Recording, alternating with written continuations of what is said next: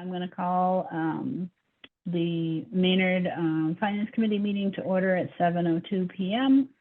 And I'm going to go through the Zoom script here. So as a preliminary matter, this is Jillian Prendergast. I am the chair of the Finance Committee. Please permit me to confirm that all members and persons anticipated on the agenda are present and can hear me. Members, when I call your name, please respond in the affirmative. Linda? Yes, and Katie, I can do notes tonight until Calvin gets here. If you did last time. Sure. Thanks, Linda. Thank you. Nathan? Yes. Katie? Yes. Peter? Yes. Khadija? Yes. Thanks. All right. And Calvin is not here. So we'll continue on with the script here for the Zoom meeting. So good morning. This is an open meeting of the Finance Committee. It is being conducted via Zoom. Speakers on the agenda will be participating remotely, and the chair may allow for public to provide comment. Please note that while an option for remote attendance and/or participation is being provided as a courtesy to the public, the meeting will not be suspended or terminated if technological problems interrupt the virtual broadcast to individual attendees unless otherwise required by law. Accordingly, please be aware that other folks may be able to see you and hear you, so please take care not to screen share your computer. Anything that you broadcast may be captured by the recording. This meeting is being recorded. For meeting materials, please see board docs. You can find a link on the Town of Maynard Finance Committee website. All of the meeting materials for this meeting will be available on that board docs website. We recommend the members and the public to follow the agenda as posted on board docs unless I note otherwise. And now we will turn to the agenda because I don't think any of the other Zoom meeting comments apply tonight. So the agenda. So our big objective tonight is to talk about all of these annual town meeting or ATM articles. There are a lot. And we have gotten, I think we're up to AH or AF now. So there's quite a few new ones that have also been added since the last time we spoke. I can pull up the draft. So thanks for the members who have sent some draft comments. And I know it was hard because some of the articles were not shared until I received them, which was Friday or today. Before we jump into the ATM stuff, because I think that'll be the majority of the meeting, perhaps we would like to also talk about some of our other posted items, such as past meeting minutes, and maybe just vote on those quick. And maybe just do a quick update. It sounds like a lot happened at the budget meeting and stuff too. So before we get super deep into the articles, that is what I would suggest we go a little bit out of order. Because last time we got kind of stuck not doing those. So I have minutes for, let's see, February 26th and also March 11th. So I'll bring up the February 26th ones first so we can vote on those. So thanks all for switching back and forth on the minutes. It is much appreciated. So the 26th meeting was when we talked to Chris, the chair of the planning board, about the different articles there.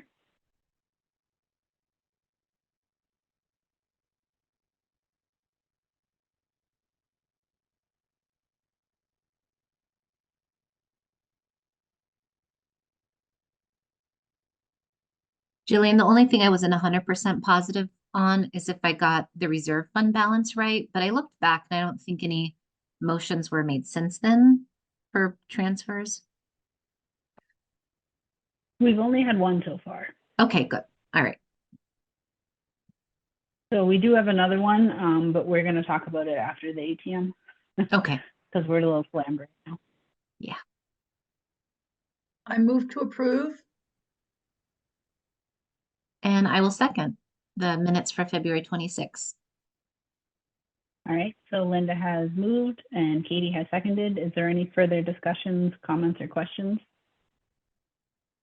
I just to quibble on point number 2, the line about with new, where we're talking about the MBTA communities law with new zoning regulations regarding by right dense zoning and Maynard being adjacent to it. I know what that means because I was here, but like maybe if we call it like being in an adjacent community or something, it just seems a little unclear to me. An adjacent I don't community? remember what the term. Yeah. Yeah, Does that anybody- makes sense, Nathan.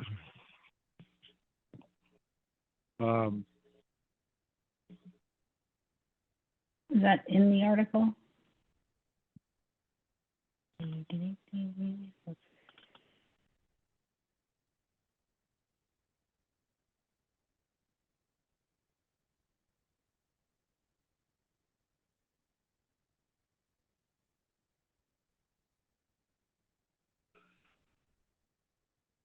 It's actually the old Stratus property instead of Stratton. Ah, yes.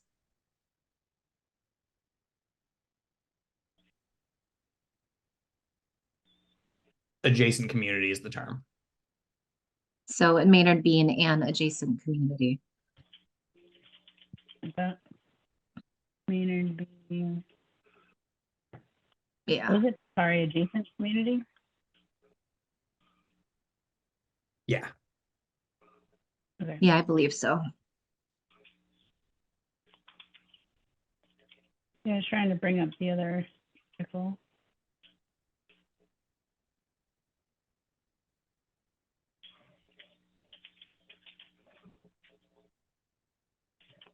MBTA adjacent.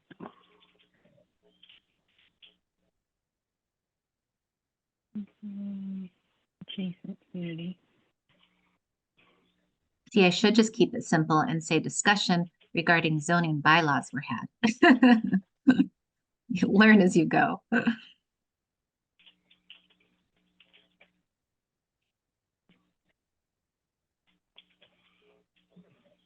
Okay. All right, so the minutes have been amended. Do we have to make another motion for approving minutes as amended? Peter, do you know? Does that matter? I don't think so, no. All right. Are there any other further comments or suggestions on this? No? All right, so I will take a roll call vote. Kitty, Yes. Baby. Nathan, Yes. Khadija, Yes. Peter, Yes, Linda, Yes, Kevin. I will abstain. Okay, so Kevin will abstain. I am a yes, so that is 6 yeses and 1 abstain. As amended to approve the minutes of February 26th. All right. So I will save these. 26. All right, so the next one is March.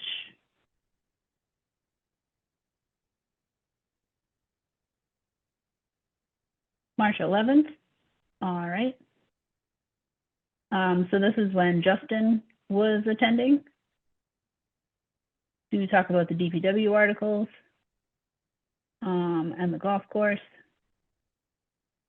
and the trash task force.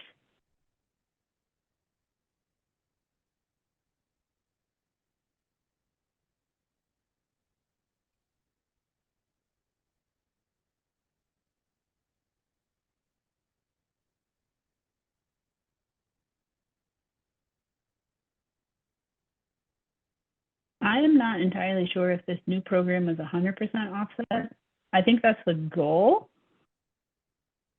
but I don't remember hearing that myself.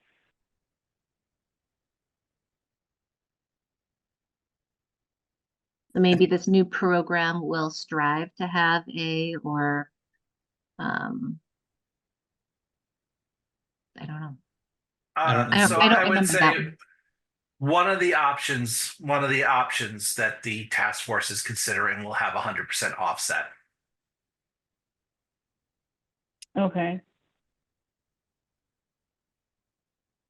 Because they haven't, I mean, I know they probably have issued the recommendation, but at the time we I think your discussed it. microphone is up and not down, Kevin. You sound Oh. far away.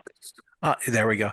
Yeah. Oh, and yeah. So when we discussed this, the commission had not issued their recommendation yet, but Justin said, and this is something that I asked about because he had previously presented on this. One of the options they're considering would possibly have 100% offset of solid waste disposal costs.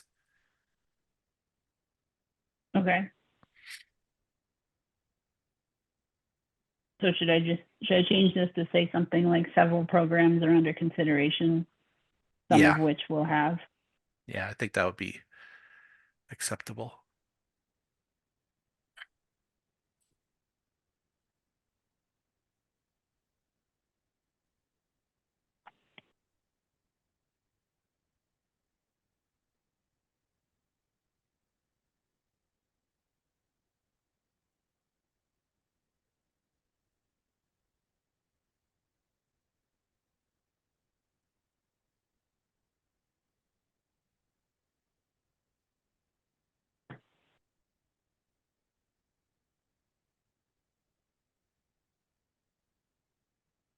Wasn't this the meeting that we discussed the tree committee bylaw with Justin? I do believe we also asked about that as well. That's why I was sort of scrolling down to see if that was in there, but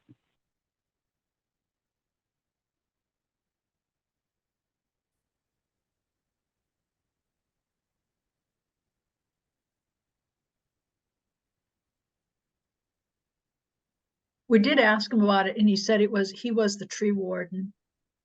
And that he Yeah. had worked with the tree committee. And I believe he expressed support for the language.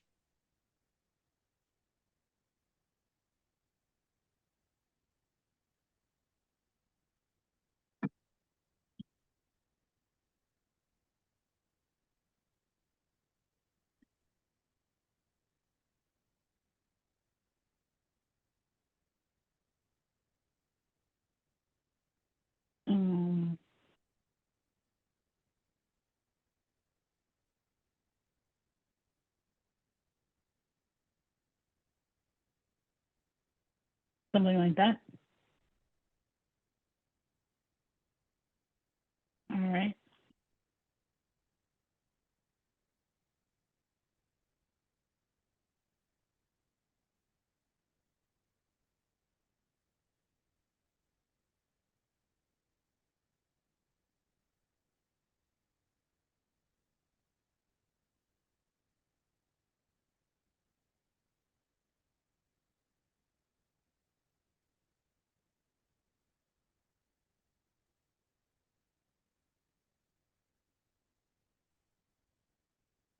This Okay. looks good to me. I'll make a motion to approve these minutes as amended. All right. I will second. All right. So Nathan has moved and Kevin has second to approve the meeting minutes of March 11th as amended. Any further discussion or comments?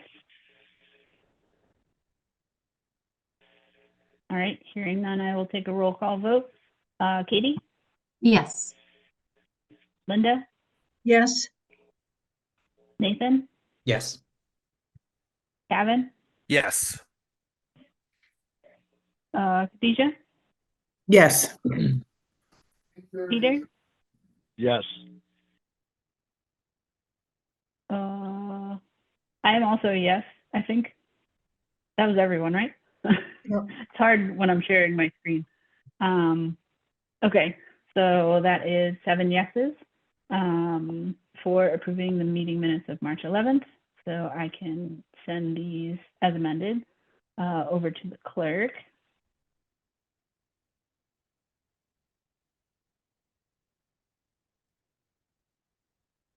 Approved.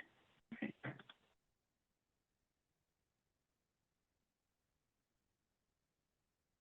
Great. All right. Okay. So for today, there's a lot of ATM articles. Before we jump into those, are there any updates that people want to talk about? I know it sounded like there was a pretty big budget meeting earlier in the week or last week. Yeah, I was on the budget subcommittee. And I wrote down some highlights of it. I think the biggest conversation between them was just understanding Assabet's numbers, which, you know, I know they're just at our meeting. So we got, you know, a lot of the same information already, but they just kind of dove into that a little bit more because it hadn't been presented to them yet. Or for many people on that committee. But they talked about FY24 revenue and how investment income is up, which is great because rates are up. You know, that might not continue for a whole lot longer after this year, but that's been a plus. Capital Planning Committee would like a line item in the budget, so they were on there to put through that request. And I know that was discussed at the tri-board or the joint budget meeting. So we knew that was a topic on their mind just in order to apply for grants. Free cash, police, they tend to be spending a little bit more in because of turnover. Free cash concerns was that personal contracts we are spending money on in free cash, and that's more of an operational thing, but it seems to not be a one-time only. It seems to be an occurring thing. And so that was brought up. Net local aid was less than anticipated. We need to lessen our reliance on PIG. And then Assabet. And it was just a big, you know, and we already went through this, but it was, you know, based on Maynard's income and home values and other factors determined our rate. So we're paying more, even though our attendees dropped, and if there was room for negotiation, and that took up most of the discussion, which I feel we were already on page that everyone else was on, just because we had them at our last meeting. Yeah, so those are my takeaways.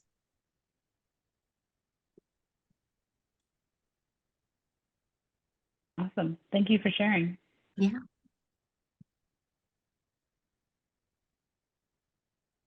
Peter, did you have anything you want to talk about for the budget subcommittee meeting? No, I had to miss that meeting, so Katie was the only one who can report. Yay. All right. Okay. Excellent. Well, thanks for that. Do any of the other members have updates that you would like to talk about or concerns before we jump into ATM stuff? I talked to the vice chair of the tree committee about the bylaw, but that might be better to talk about in the context of that. Sure. Thanks for reaching out to them. Yeah, Danny actually lives next door to me, so I just like, I don't know, on that side, I just asked him like what the deal was and got a pretty, I feel like I understand a lot better now. Okay, neat. I did have one update. So it actually turns out next week I have a work obligation. So I'm actually not going to be able to make the meeting next week. So is that something, Katie, you would feel comfortable running if I make sure you can get the Zoom login and stuff? Sure. I mean, it probably will just, do we have any guests, or will it mainly just be finishing up our comments and voting on the articles? Well, I guess we can jump to future planning. Yeah. I think yeah. it would probably just be finishing up the articles. So I do have an update for the committee that we now have graciously been given until April 19th to give in our recommendations and votes. Oh, nice. I don't know if that's enough time, but we do, instead of the 9th, we have been given 10 additional days to make the printing of the warrant. So, you know, we'll see if we can get it all done, but if we don't, it's not the end of the world. we will do the best. In the past, we've had some articles where we just don't have enough time to vote on everything and make all our comments. So that will give us an additional couple of meetings. So Well, will it? I'm Currently, our sorry, next- but I'm looking at April 19th as we don't have a meeting. right, so that'll only give us another meeting if we meet on the 15th, which will be like four times we've met in a row, 3 times. It'll be a lot But of meetings that's, in a and row. that's President's Day, so that's, I'm not sure. I guess we could meet, but But that's it is a holiday. I don't think I have it off, Um, so that's why it wasn't registering as a holiday. At other times, the town clerk has heavily discouraged meeting on state holidays. I don't know, they wouldn't give me a firm answer that it was prohibited, but, Okay, I they didn't know it was a definitely state holiday, discouraged it. so, I believe, yeah, it's Patriots Day. Yeah. Sorry, Patriots Day, not President's Mm. Day. well, then we don't actually have any additional meetings unless we meet on a day other than a Monday.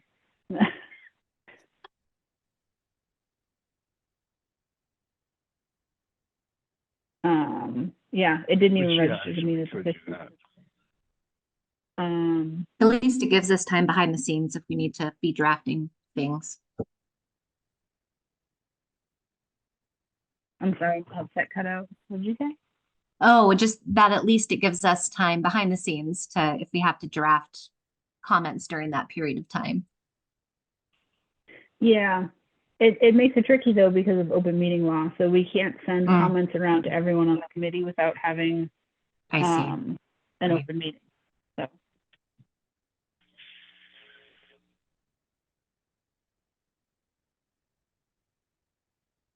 yeah. So I don't know if we want to set another meeting on the 8th. I think is Linda on the 8th. Is that, are you also not going to be able to attend? Is that the one? No, I the just want to make sure you have a the quorum. 8th I'm attending. The one I Okay. can't attend is in June, the tri-board meeting. But the 8th I Ah. can attend, yeah. Okay. For some reason, I had that stuck in my brain. Thanks for the clarifying. Yeah. It's important to also make sure you're going to have a quorum. So, Right. yeah. So if we want to set another meeting, currently our next meeting would be on the 8th and what are we, the 2nd? Are we the 2nd? 2nd and 26th? 4th. So it would be the 8th and the 22nd is our meeting currently.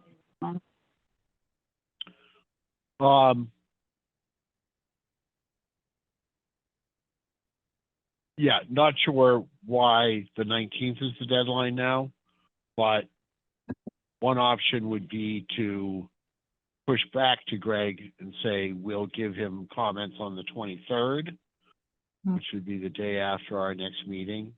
Yeah. And then, depending on whether that's successful or not, we could decide about a future meeting on the 8th, maybe, see if we need it. Yep.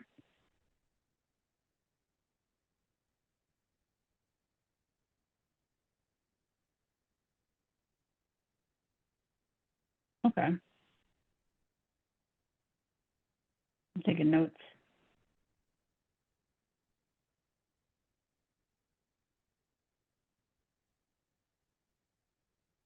I'm kind of thinking we should plan to have the meeting on the 8th next week. And then see if we need to do anything before the 19th.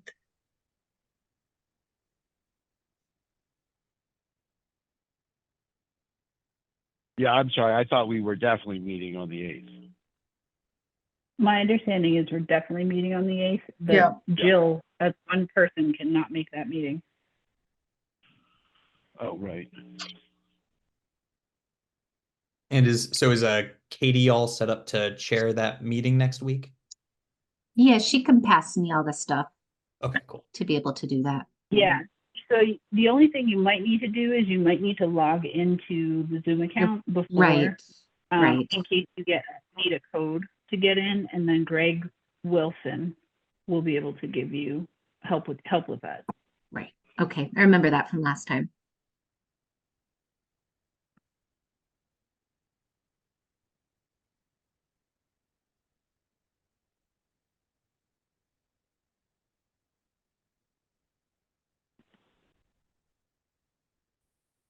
All right. Okay. Yeah, so that was my my updates for this time.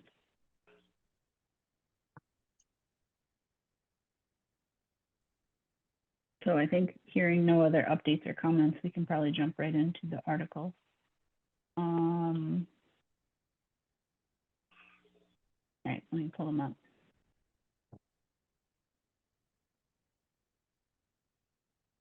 All right, so we are now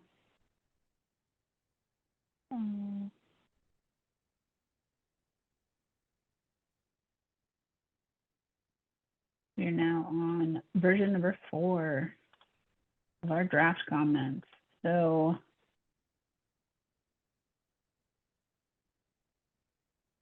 I highlighted in yellow the ones that we have not yet voted on.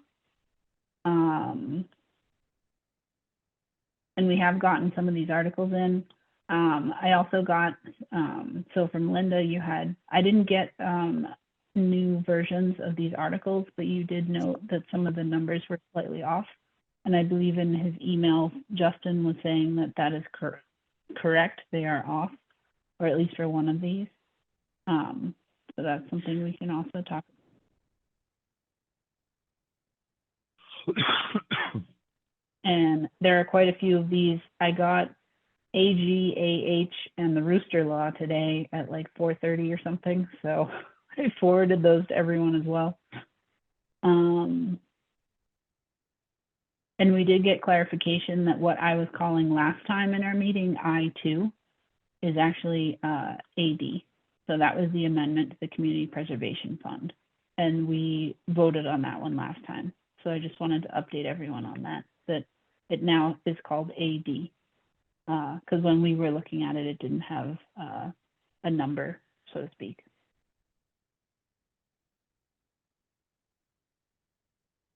So we can jump into these. I don't know if we want to do them in a certain order or just do them alphabetically, but I can bring all these up. Should we start with the meaty ones first, maybe? Like some of the ones at the beginning, like the free cash and the general fund, before we get articled out. Sure. So Yeah, sorry, we have those now? we have those now. So we have Article C, and then in Article C,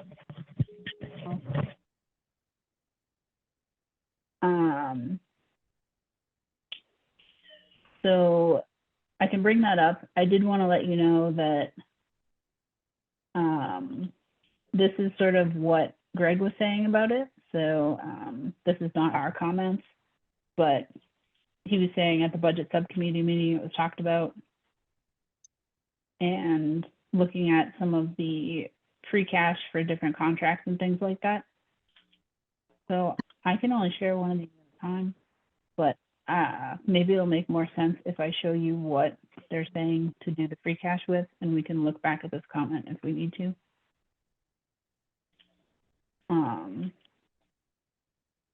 So this is Control C. So this is the amount of available free cash, and this is the proposal spending of it.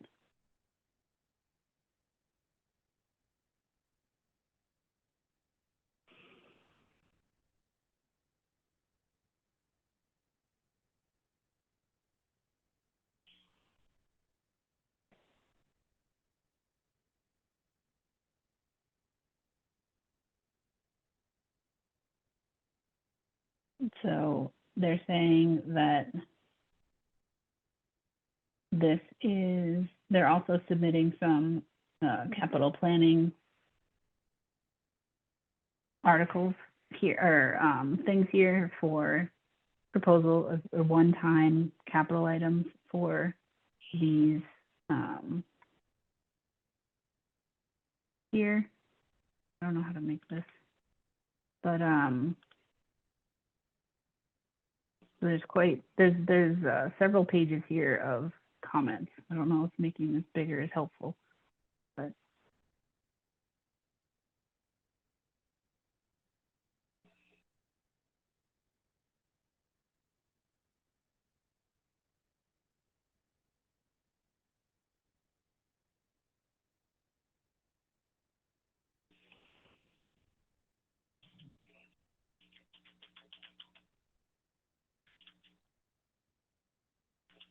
Jillian, who decides the priorities for free cash? who Is it, basically is who it, writes is this it Greg article? Johnson who does this? Yes. Yes. Okay. I mean, I'll just say from being on the senior center committee, it's kind of sad that we didn't get like at least 50,000 to, you know, they're working to find a place in FY25 that maybe you get a half a year lease or something on a place. And I don't know that there was any opportunity to put that idea forward. I'm sure all of these are worthy projects, but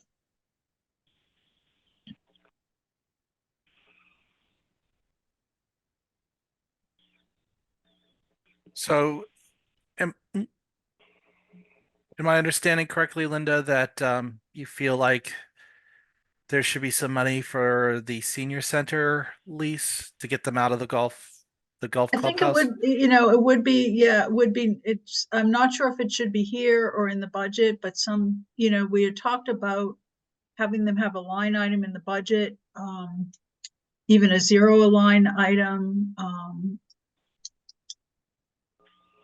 But they had asked at town meeting it was in the fall, right? They had asked to have money from free cash to do a short-term lease. Yeah, so And I'm And not we sure, had- I don't know if this is the place to talk about, well, we'd rather spend free cash on something else, or do we just up or down? I mean, these all look like worthy projects too. I can't say that yeah, none of these are not worthy. yeah, so there was issues with the wording the last time we came around with Yeah. that at annual, that it was not up to snuff. But that was not that proposal was done by citizen petition.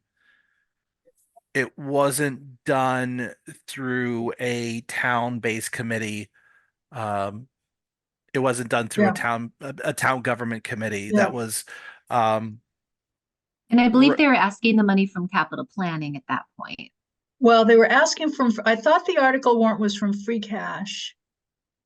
But that's what I thought, because they were anticipating a lease, not a capital expense, but I think it was for free cash over several years. They wanted a certain yeah, amount. yeah, that's Yeah. right. Oh, Yeah, right, I know, right. I know. It's just Right. it's too bad we don't have an input into. But it was my understanding that they wanted to do the study first to figure out Yeah, yeah, if they yeah, need 2,000 square feet or 3,000 square feet, and to be more specific about what they want for the lease. yeah, Then they ask for the money for the lease. yeah. Um, And you're so I right, think Khadijah. that's- Maybe it's premature I mean, they still yeah, are working. We're visiting senior centers and yeah. right. and there's Well- also go ahead, Pete. I'm sorry to cut you off. Okay, just, my recollection is they had asked for a 5-year funding from free cash in the citizens petition at town meeting. And that was supposed to be the interim solution, which I think was then a lease at Clock Tower Place, or whatever we call it now. Yeah. And that was so it didn't really need to wait on the study. But I mean, I think the ruling from town council was it wasn't a binding thing.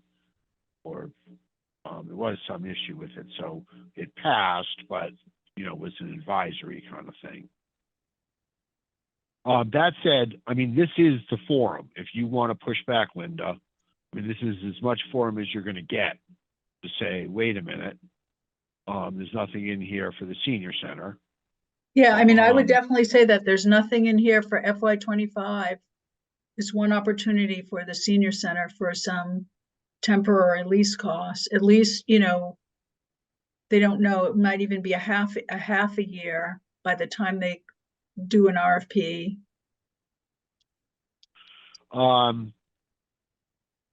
Katie, And maybe you can correct me if I'm wrong, but I believe one of the changes to the free cash plan, which there had been earlier versions of this floated at budget subcommittee, was they went from 1 cruiser to 2 cruisers. Yes, yes. So at one point, Greg was thinking, you know, given the limit to free cash, we would only do 1 cruiser for, I assume, 55,000. Right. And they switched it to 2 cruisers. The initial estimate for free cash, I believe, was about 1.25 million. Mm-hmm. Was what they That were sounds working right. with. And now it is 1.37 million. So, I mean, at this point, I don't know if it's the finance committee that would lobby back to say, hey, wait a minute, what about the senior center? But you as a FinCom member, Linda, could certainly go to Greg and say, hey, wait a minute, what about the senior center? Yeah. Or to the select board. So, you know, I mean, this is Greg proposing the spending to the select board Yeah, that then has to approve it and then put it on the warrant as an article. So it's really their plan for how to spend it, but that would be the pushback. And I mean, it still can be changed. So, you know, if you want to wait to vote on this because you want to do some lobbying or get some other seniors to do some lobbying for it, that seems perfectly fine. But this is as much chance as we're going to get to weigh in on this is right now.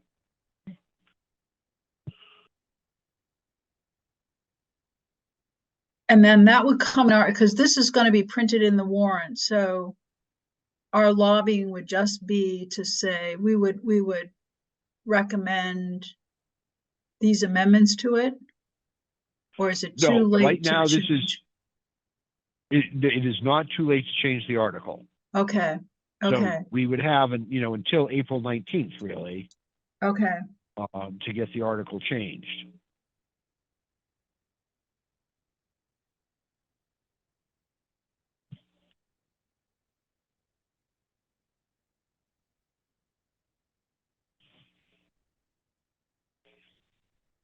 Okay, so what I'm hearing is that we might have some recommendations or additional questions to Greg on this article.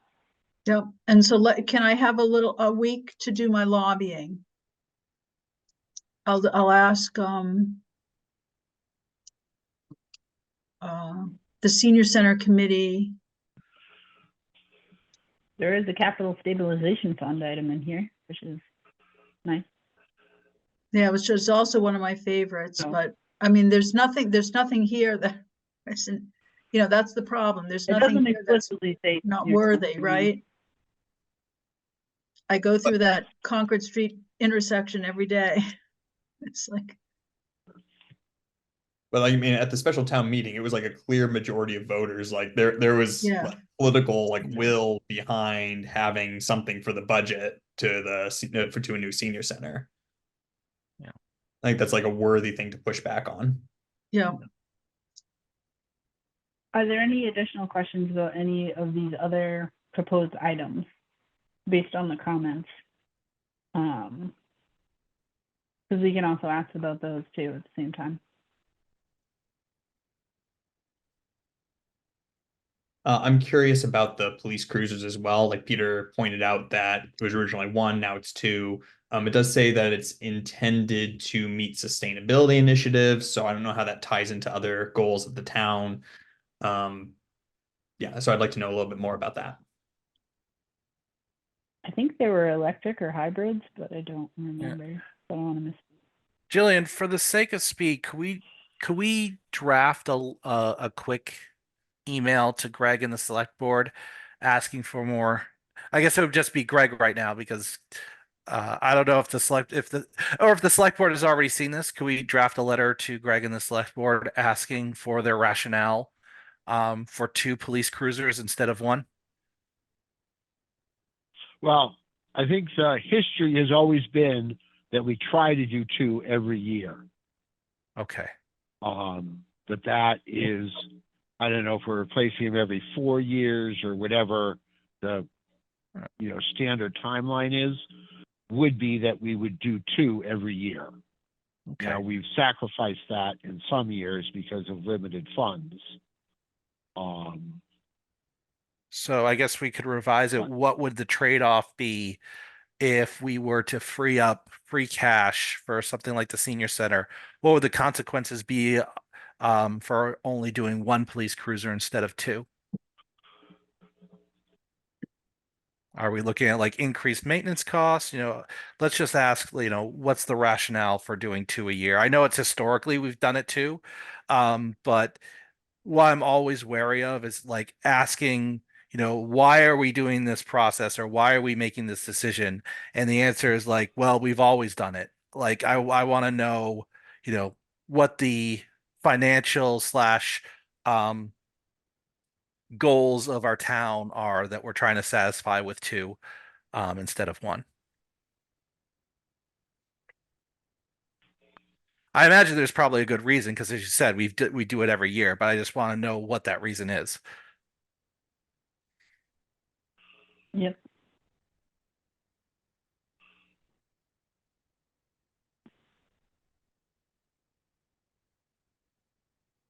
Okay.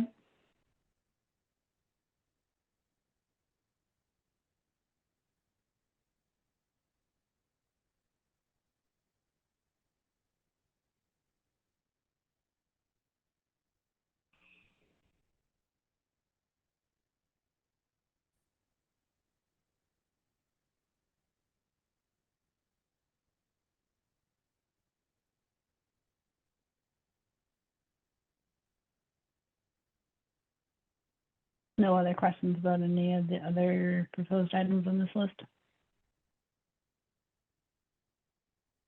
All right.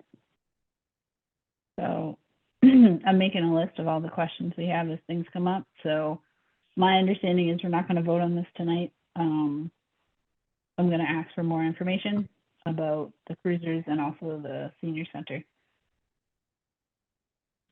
Okay.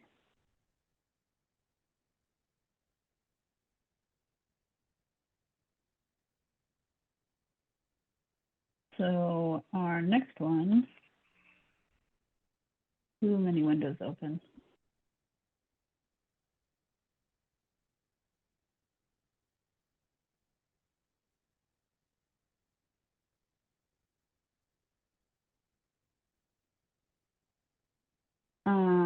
I did want to note for Article C that we just talked about, he is recommending to put more money back in the capital stabilization fund because it was withdrawn for the Fowler School HVAC replacement.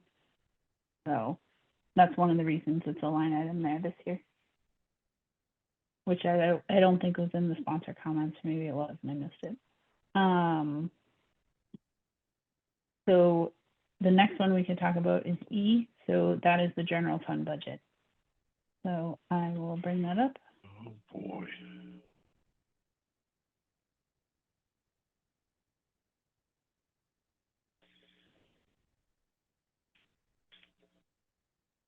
Stop sharing, share this one.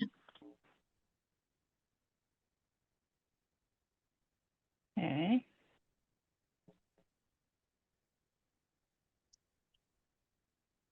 So this is how it is currently being proposed to split out by the major line items here.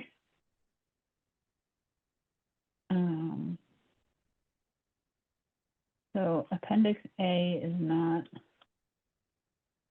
not something I have.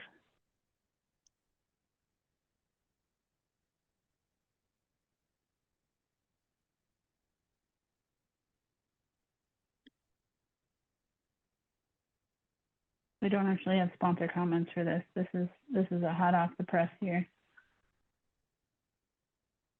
Appendix A is the listing that shows the general fund budget by department. So, you know, assessors, town clerk, et cetera, within each of these categories, and shows generally just salaries and expense totals. Is that always what their comments say? Isn't it more commenty? I mean, yeah, I mean, usually there's a run through on changes. You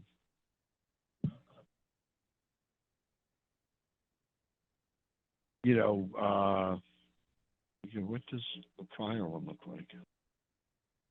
Yeah, that's what I was trying to go find.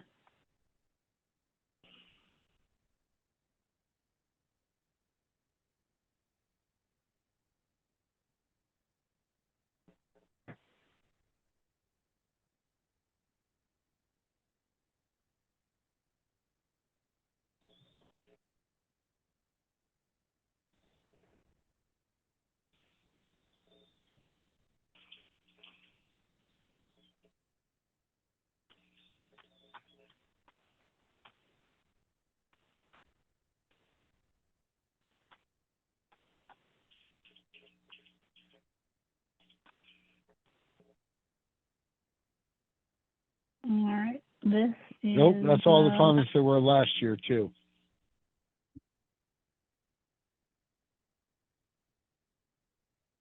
Yep. So see, last year we actually made our recommendation at town meeting.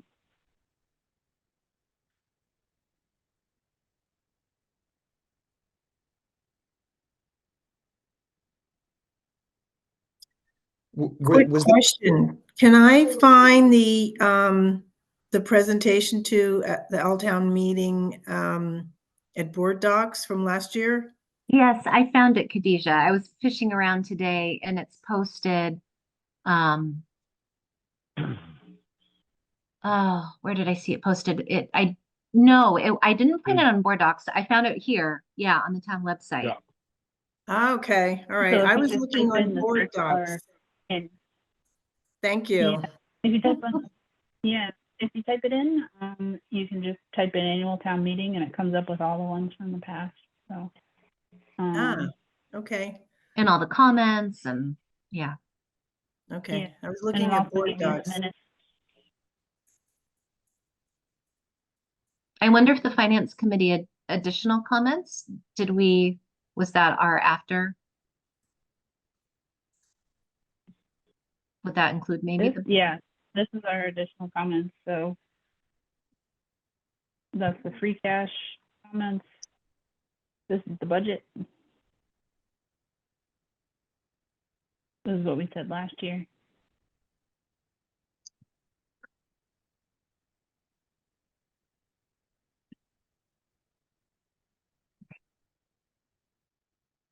So I think last year our main concern was how much the increase was for the school. Mm-hmm.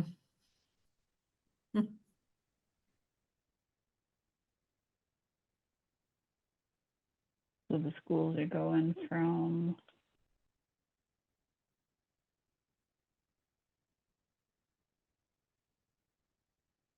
well, I'm trying to open Excel, but my computer might crash.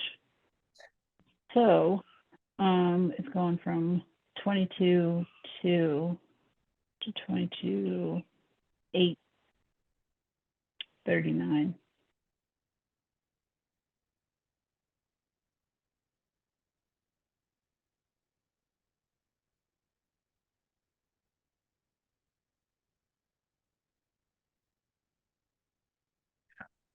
Yeah, so the big jumpers. Yeah. Let's see. I think I can stop sharing. screen share my whole screen just to show this one part. This is the lineup for the last time. You can see general government schools here. One of the big jumps potentially is the employee benefits. The debt service looks like it goes up a lot, but that's because the Green Meadow School is coming on, and that will be offset by the tax increase. So the debt service, that's what this debt service number is encompassing there.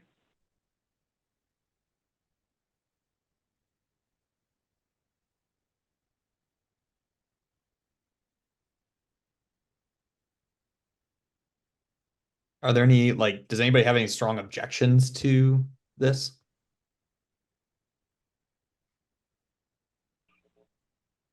So I do think we should have a note in our comments that the schools are going to be doing some minor cuts to services this year.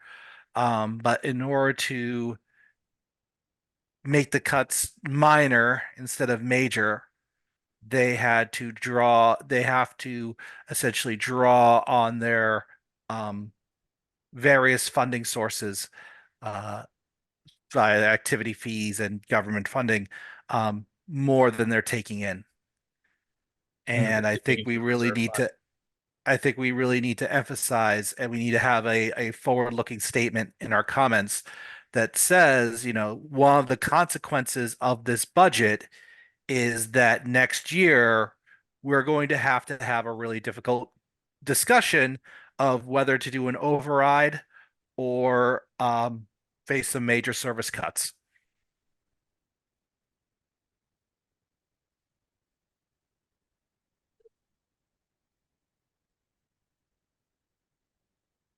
Okay. Yeah. Because I mean, on the face of it, the residents are going to look at that and say, "Oh, everything's fine." No, it's not. Our costs have been rising faster than our revenues.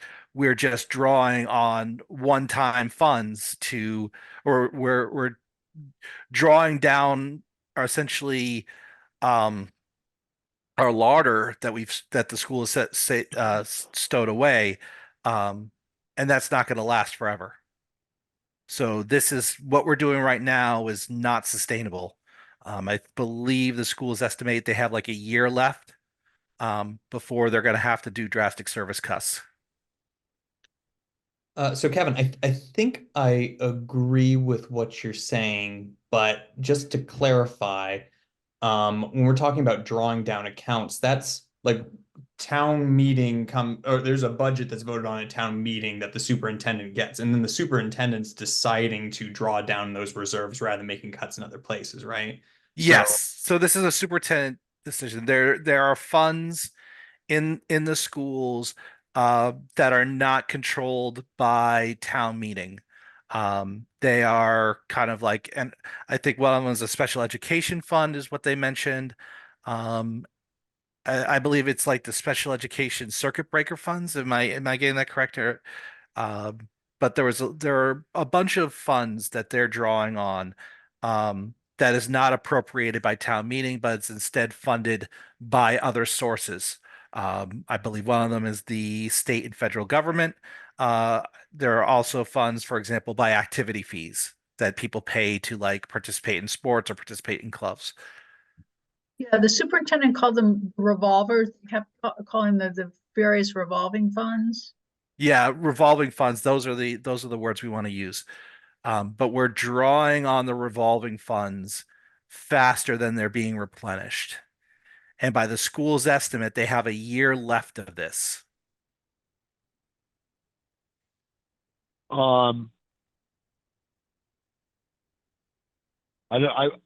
I think I would phrase it as, by the school's estimate, this is the last year that they'll be able to do such substantial withdrawals. I don't want to imply they'd be able to do it in 26 also. Yeah. I'm not sure what you meant by the Like, I think they were saying this is the last year they can withdraw at that level. Yeah.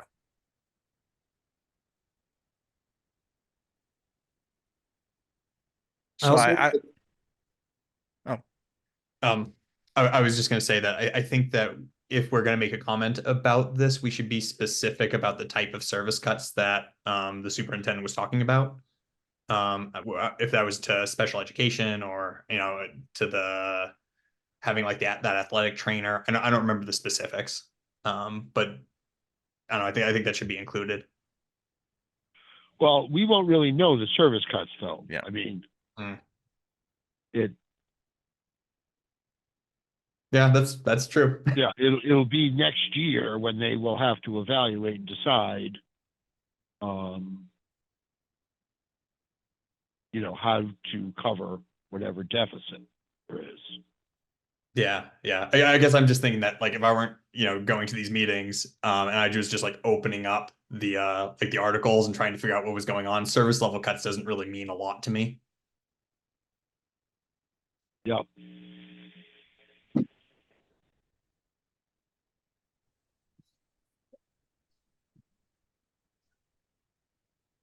I would just recommend that whatever language you use, revolving fund or service cuts, you double check with the school department. 100%. Yeah. Because revolving funds, I'm not sure that that's true, that that'll be the last year they can use revolving funds. They always, school departments always find revolving funds. You know, different accounts become available through the federal government. So I don't know if I would want to say this is the last year they'll use revolving funds. It's not really, I don't think they were saying that, as I recall. It was the way Okay. Kevin was saying it, that they are withdrawing from the revolving funds at a higher level than they have in the past and Okay. faster than they're being replenished. So, I mean, the typical thing would be the circuit breaker money, which is the special ed money. Mhm. So they would like to keep, usually they would keep 1 year of that in reserve. And, you know, they'd be arguing that if somebody moves into the district in the middle of the year that then has an out of district $200,000 placement, they would be able to cover that from those funds. And that's why Gotcha. they'd like to keep it in reserve. But they are spending those reserves down this year, so as to not have to do cuts.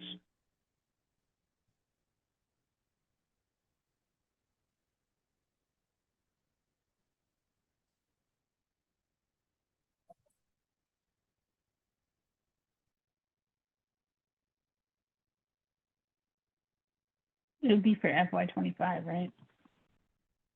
FY26. So they can meet it in 26. No, I think And then they FY might- 25 there, and then to do the services in FY 20, And this one FY is 26, Oh, we're I'm- gonna have a situation. I think that's right. To meet services in FY 25, they're gonna draw on the funds, yeah. And then FY 26 in the next sentence, yeah. Sorry, Jillian, I didn't see your question in relation to what you were editing right there. That's okay. It as written, it says to meet services in FY25, the department has drawn on reserve and revolving funds. Should that say plans to? Yep. Yeah.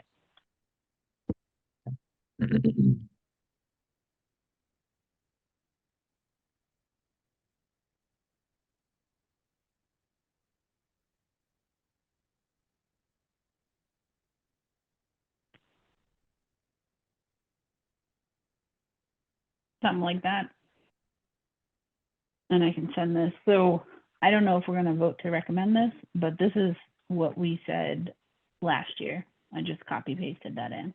So,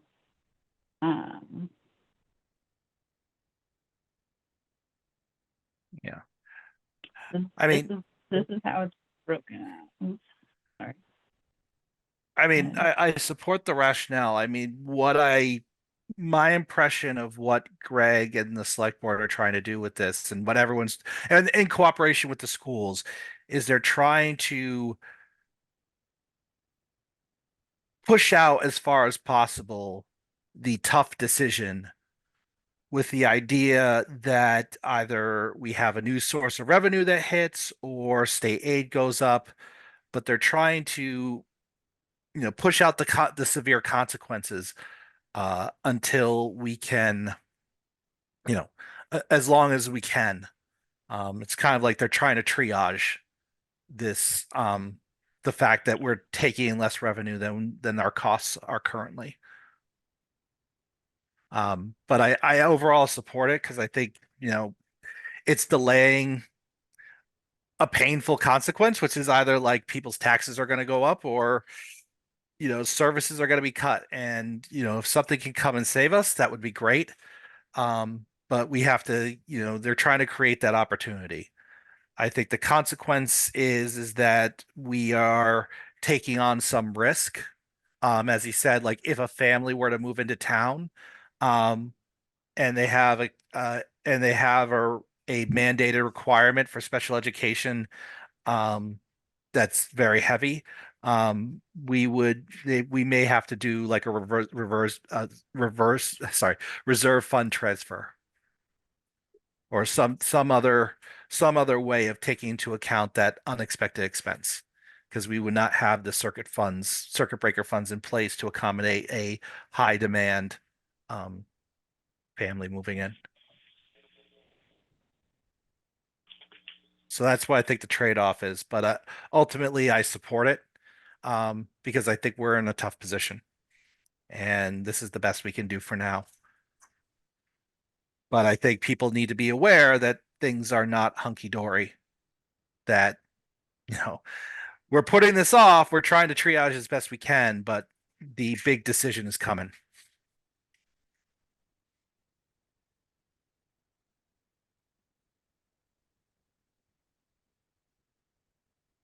All right.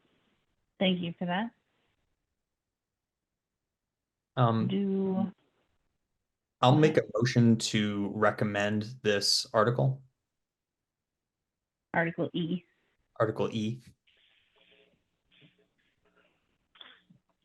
I'll second. that. Yep. Oh, sorry, go ahead, Linda. Okay. So Nathan has made and Peter has seconded. Is there any further discussion? I just want to make sure that people agree that we should have this caveat in there. Not like the formal vote, but we need to, let people know that the big decision's coming in our comments. I'm fine recommending. I just want to make sure we're aligned that we want to, have these comments, have that comment in there. Are you referring to the comment that Jill wrote, or you want to say something? The comment to meet to meet services in FY25, the school department plans to draw on various reserve involving funds to supplement the town provided budget.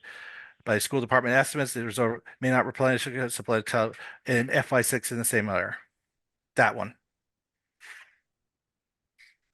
Yeah, I agree totally. Yeah, Yeah. I think that sounds great. Yeah, then I will vote yes to recommend. Okay, so we'll get there. So we are not voting on our comments. We are voting on the article itself. Yep.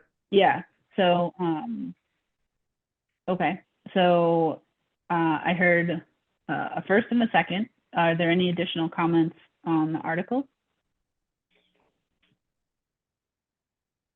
All right. I'm not hearing any.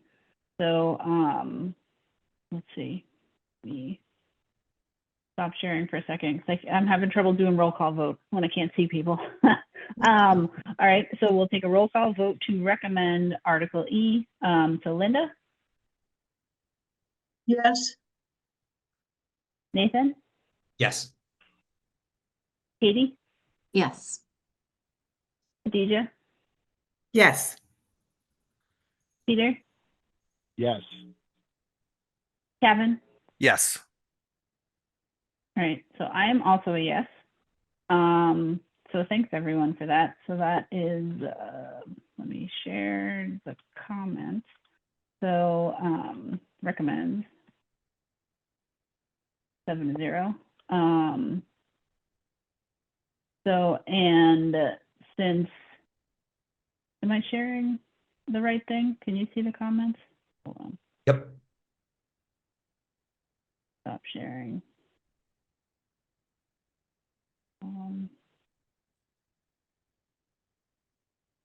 Okay. Great. So I updated the numbers in here.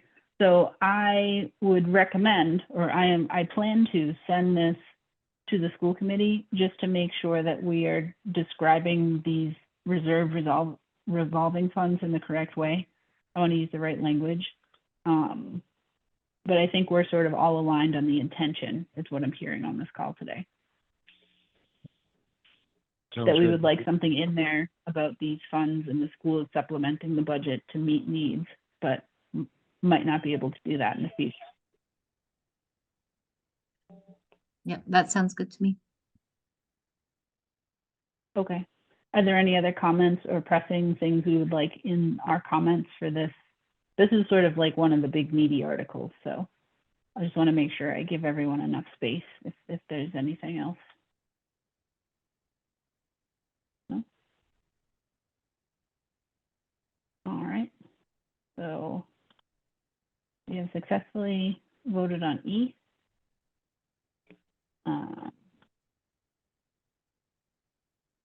Excellent. So I will send this to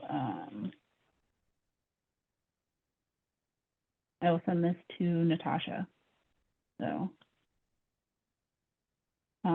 just to double check our wording there. All right.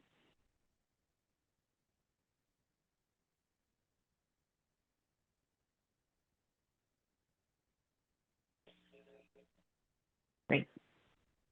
So F, we now have 2 articles about the ambulance. We have Article F, which we can go over first, and then there's another article called AF. So we got F and AF. So one of them is routine about leasing an ambulance, and then this one is about transferring the receipts. So I'll open up F first. And I think the rest of the articles will be pretty routine now. Well, not routine, but they're not going to be. The biggest one was the general fund budget. So I appreciate going over that.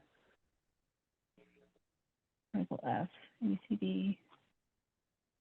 Oh boy, where is it?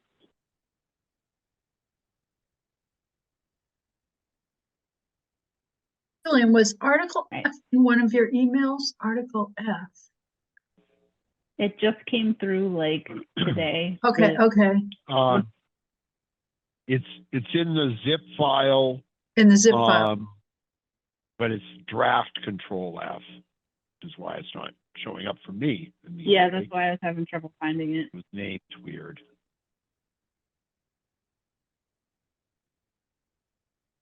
So this is to transfer $300K from the ambulance receipts to pay for a 4th year of the 5-year lease. And the 3rd year of a 7-year lease of a pumper. And the 1st year of a 5-year lease for the purchase of an ambulance.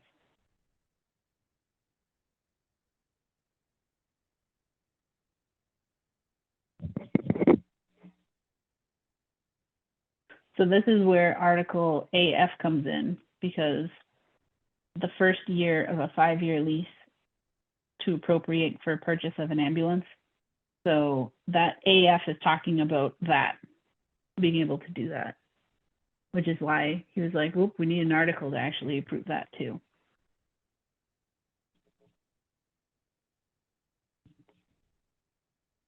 So would the funds be So that 300,000 is still going to all of that? Does the other article request extra money, or is it under this same appropriation? I should have read it.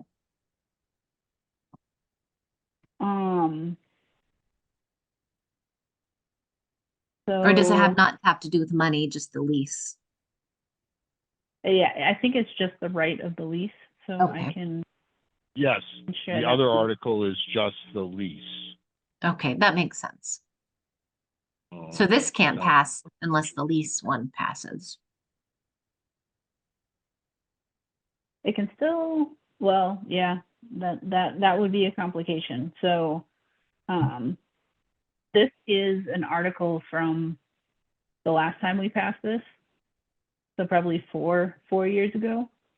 So obviously it has our comments in there from the last time, but this is not, this can be our comments for this time, but we can also update them. So it's usually a 5-year lease to purchase.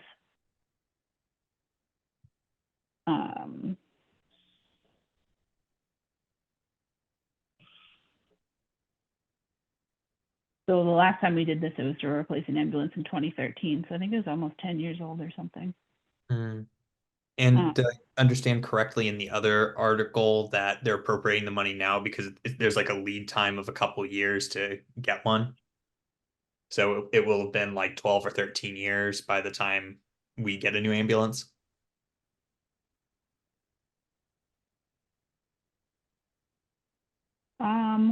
Wait, did I share that? Oh, 2 to Nah. 3 years to get a new one. Sounds like. yeah, I think they build them. I'm not really sure, unless that was a fire truck. I've also been on some fire truck articles too. I'm not sure that you can just go and be like, I want that one on the lot. But is this Article F or AF? This one is Article F. It's This Article one F, actually okay, has a money in it. okay.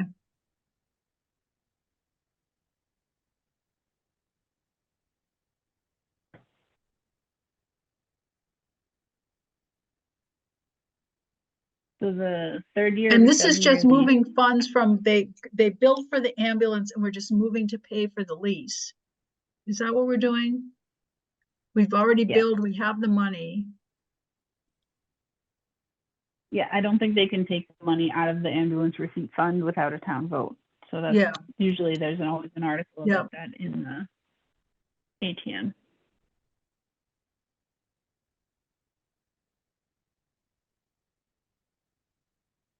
So one of the ambulances was approved in June 2020, and then this other, in May 2022, they approved the E Typhoon pump.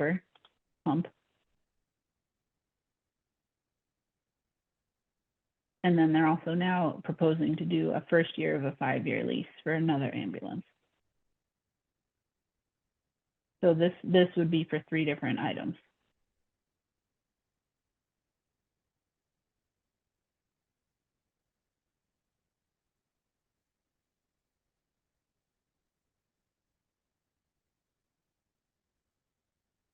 So the balance will be 320 by June 2024, by the end of the fiscal year.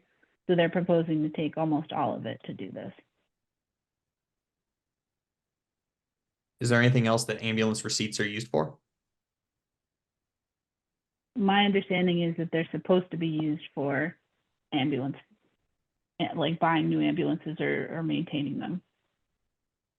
In that case, can I move to recommend this Article F?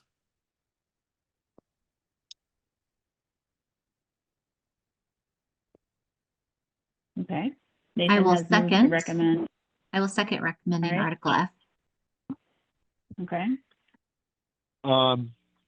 Sorry, I just had one comment on Nathan's question about what else we could use this for.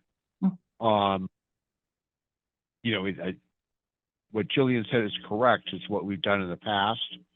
We could use this money to fund positions at the fire department, though, because they're the ones who crew the ambulance. I don't think we Mhm. get enough money to really buy an ambulance and fund part of the fire department.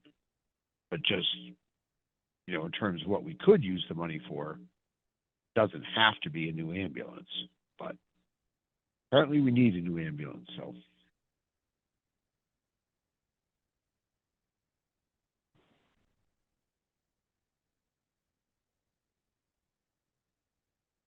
Okay. Should this So there has article been- say, can I ask, this is the fourth payment in a 5-year plan to lease an ambulance? To It's a purchase lease to an own. ambulance, so we're gonna purchase an ambulance, okay.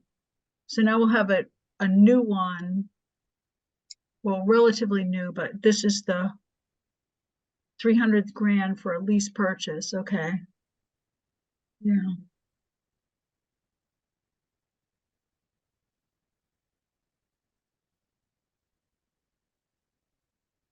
But we're not getting rid of the 2013 ambulance. Because this is just paying for something that we already have. We're in the 4th year of the ambulance.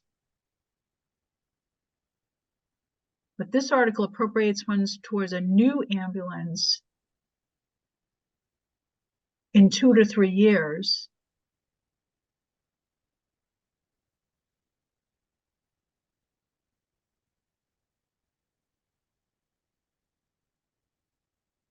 And it's also to pay the third payment in a 7-year lease. In any case, they got it covered.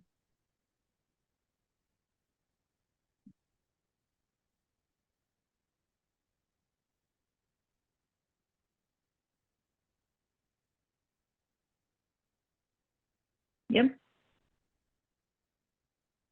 And the first year, okay, actually the top is easier. Yeah. Thank you, sorry. No, please. This is important for us if you have questions. This article, reading it was a little bit like who's on first.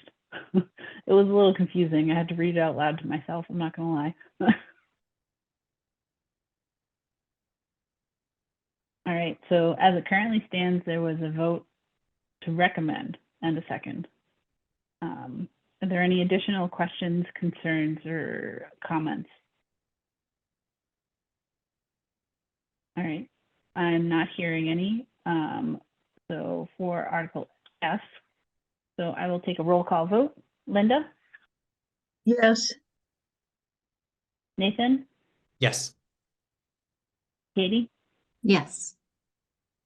Khadija, Yes. Peter, Yes. Kevin. Yes.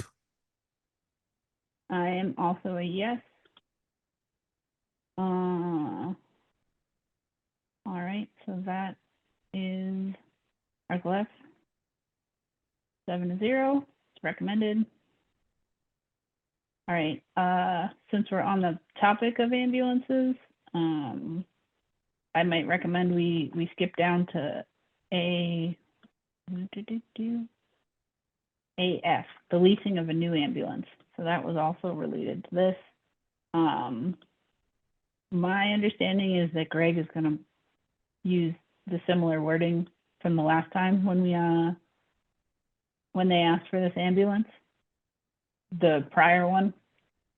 So I think he's gonna do the same comments here. So this is from literally copy pasted from, what did the other article say? 4 years ago. So this will be for a new ambulance. So we have not yet recommended. This is old nomenclature.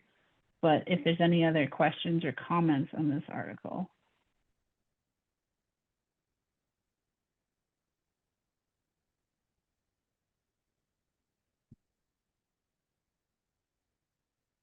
So they're typically replaced every 6 years or less based on the condition and how often they're getting used and how many calls they go out on.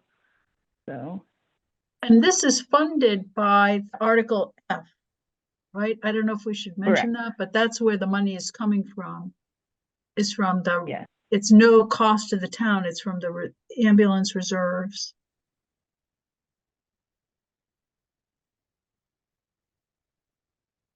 I think that's a good point to mention that in the comments, Linda. I agree.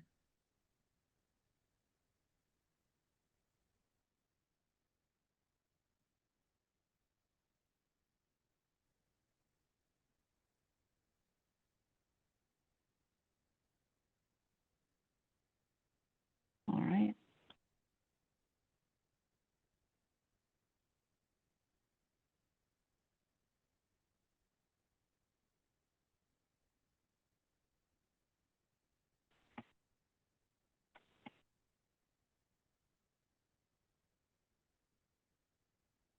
So we have to vote on this one, right, Jill? Yes. So I will make a motion to recommend article, is it AF? F, some, AF? I'll second.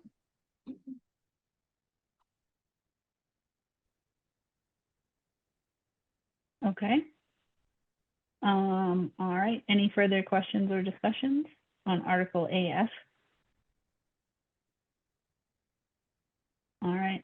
I'll stop sharing. So I'll take a roll call vote. Linda, Yes, Nathan, Yes.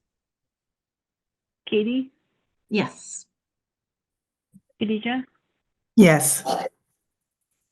Peter, Yes. Gavin. Yes. All right. I am also a yes. All right. So basically I wrote in passage of the art. This is basically from what had been passed 4 or 5 years ago. Enter a lease to purchase a new ambulance. It would be funded by the passage of related article for the appropriation of ambulance receipts, reserves in Article F.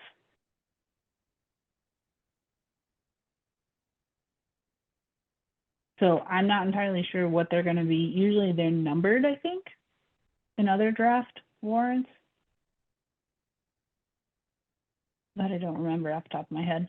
So I'll just double check with Greg that if it's still going to be called Article F in the final printed warrant.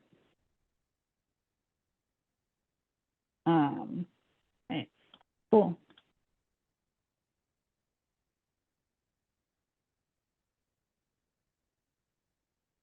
So we're going to ask questions about the free cash one. We got this one. Revolving funds, Article G.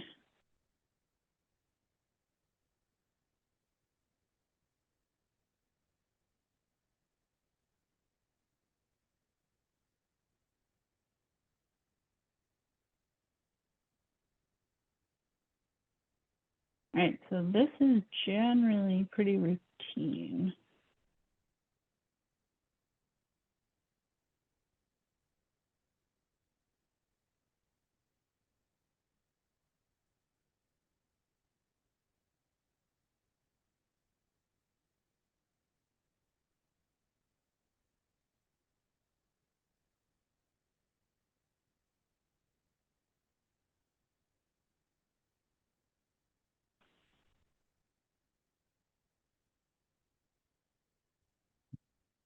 Let me see. So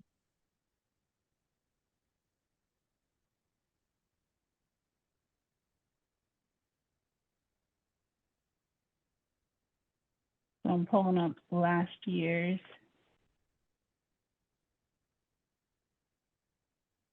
Peter, do you know what they're doing here? I couldn't figure this one out. Yes.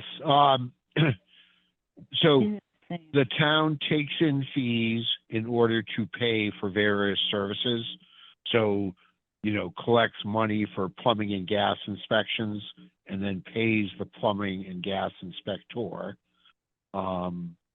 This article, we have to authorize an upper limit for how much the fund is allowed to take in and spend on these services. Essentially. Okay, thank you. Yep, so, Yeah. it's just been- These are the exact same numbers as in last year's article. So all of the funds and the limits are the same. They've not changed.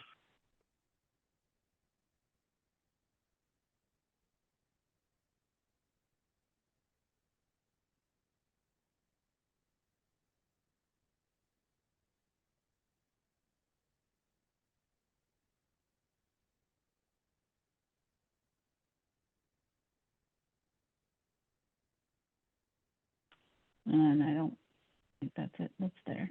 So, so if we look at last year's, they're still they're the same as well. So all of the categories, and the numbers are the same. So this is it's a procedural article. I'm ready to vote on it. Okay. You ready to make a motion on it? I'll move to recommend. I'll All right. second. who seconded? I did. Kevin Stone.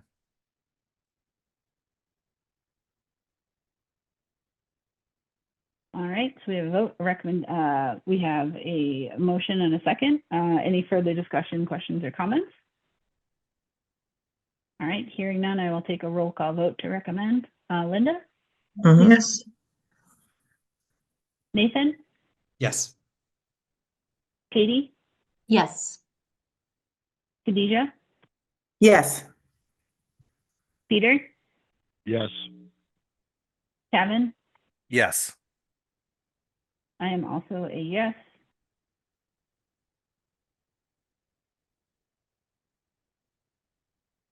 All right, so that is Article G.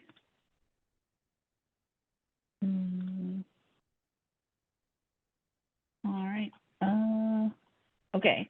So I did want to bring, so thanks Linda for double checking K and L. So those are the enterprise fund budgets. I did not get Yep. updated articles for this.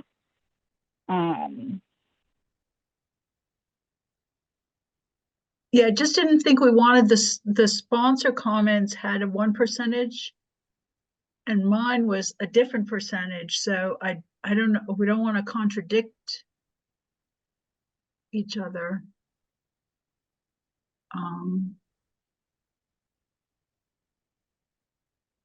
And I'm not sure if anyone knows, I mean, I said what numbers I used was from last year's warrant and then this year's warrant article. And I'm not sure if they do something different, like actuals versus what was in last year's budget. I'm not sure.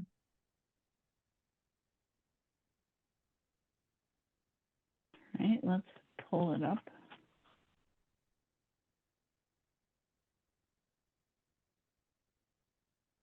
All right, let's stop share.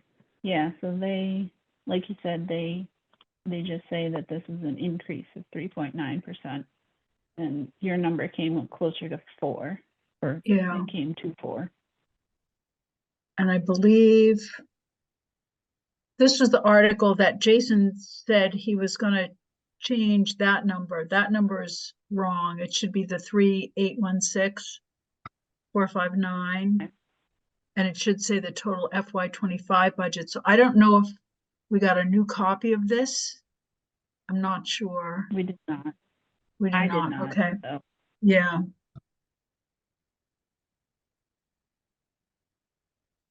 So it shouldn't be this 3668 number. It should No, be the those numbers should match, right? The revenues and the budget should match, and it should say FY25 budget.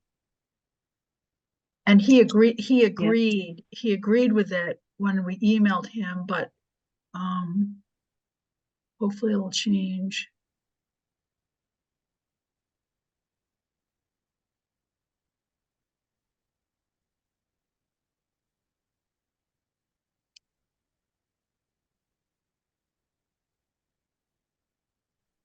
And I think what I did was take this year's budget minus last year's budget would be the 3.6. And I came out with a different percentage increase than the select board had. And I wasn't sure if they did actual versus budgeted, or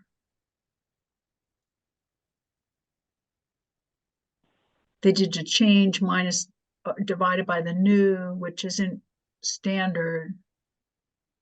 That's what I thought. They might have divided the current year, divided, what did I think they did?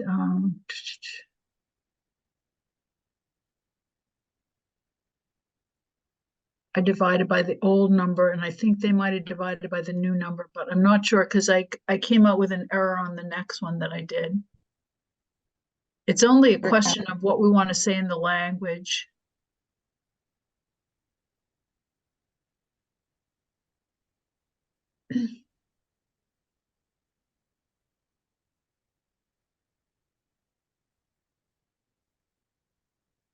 So Linda, do we not have the updated article? I believe No. that's what Jillian just said, that we don't, and we corresponded with Justin, and he agreed. I highlighted those numbers, and he agreed, but I don't think we got the updated language from what Jillian said. Okay, But he agreed. He said those were, our understanding was correct. It's the FY25, and those two numbers should match.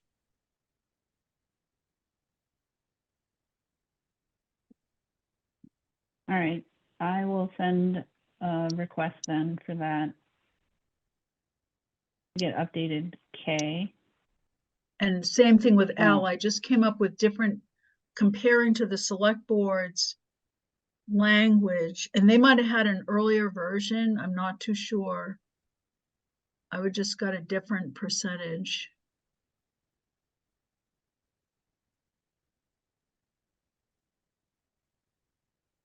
And this one had a Okay, typo I know. from FY Gotcha. 22.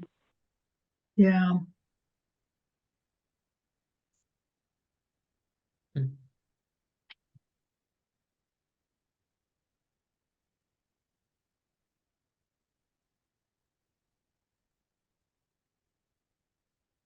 All right. Yeah, so you got 11.3%, and in the article. I forget what they said- had. I should have noted it, but they had in their sponsor comments. Yeah, they had a different number. Okay.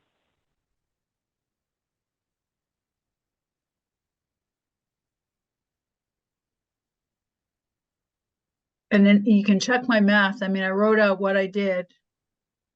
And I'm not quite sure. And I'm assuming they just had, it's different as we go through the process. It must be different numbers. Or they did some, like we're seeing up, I was comparing to the budget and they had actual numbers. I'm not sure how they did that. Yeah, I got 4% when I just did it too. I couldn't find the number for that second one. Yeah, yeah. I mean, I did it like, I was like kind of going crazy, like,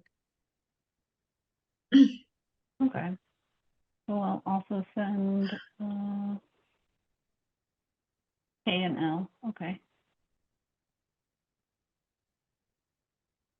All right. We did get Article M. I'll share that. Oh, I gotta open it first.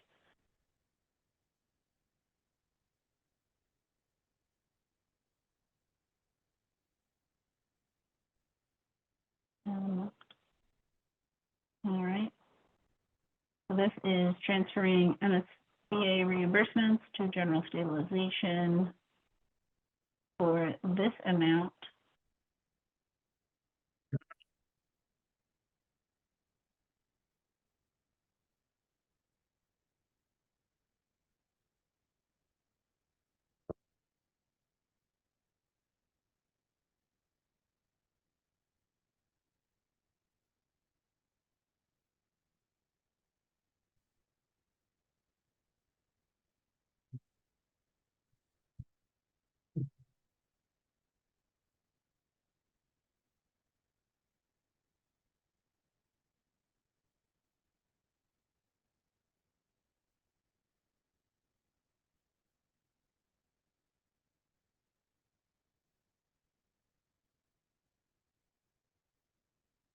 There's another one that seems pretty straightforward.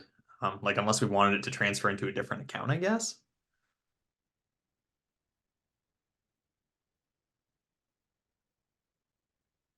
Right.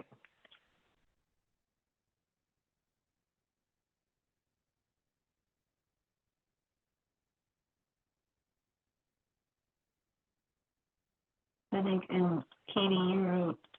Yeah, I um, didn't have like a oh, video. There wasn't like a copy paste one for this one from last year, so but I left it very general. Hopefully.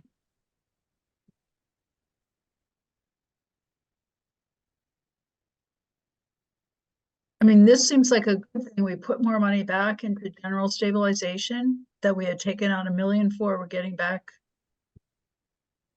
325,000. Right.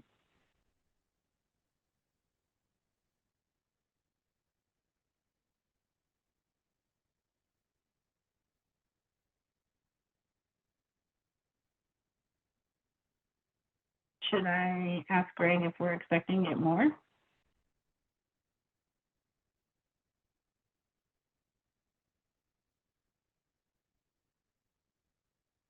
Wait, I'm sorry, I don't think we took out 1 million. Where's that from?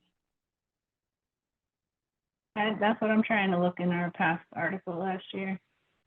This is here. Town meeting on 2020. Is that right? So we took 1 October million 3rd. from stabilization, and this is giving back a third of it, or close to a third of it. But that's all we've gotten back from the MSBA so far. So I think they're just taking what has been reimbursed by the MSBA and putting it back into the fund. I believe. I mean, that's the way I understand it, Katie. Yeah, that's the way I'm reading it. So they're going to reimburse the town for quite a bit of money, but this will go to the stabilization fund, this particular payment. And the rest will go towards covering the cost of building the school. The design phase. Yeah. Yeah, the design phase, yeah. Well, this is the reimbursement for the feasibility study, Yeah, which is what the 1 million was for, which I kind of think the feasibility study would have only been about 650,000 then. I mean, I forget, we're getting reimbursed, I don't know, 52, 53% on Green Meadow. And so it would be the same percentage for the feasibility study. So we may have authorized 1 million, but I don't think we took all of that out. I think we probably Okay. took out 650,000 That makes or sense. so. yeah.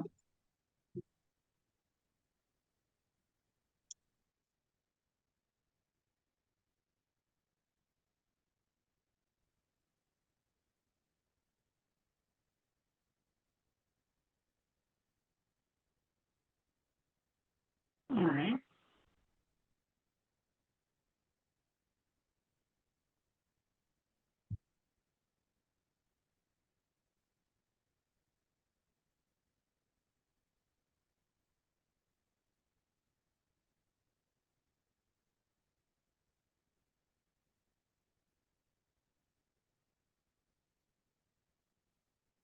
Do you have any additional questions or comments?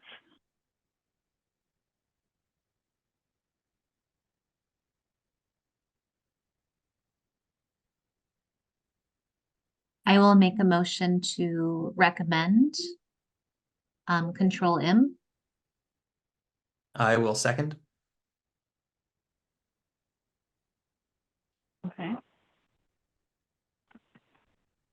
Any further questions, comments, or discussion? No? All right, I'm gonna take a roll call vote to recommend. Linda, Yes, Nathan, Yes. Katie, Yes. Khadijah, Yes. Peter, Yes.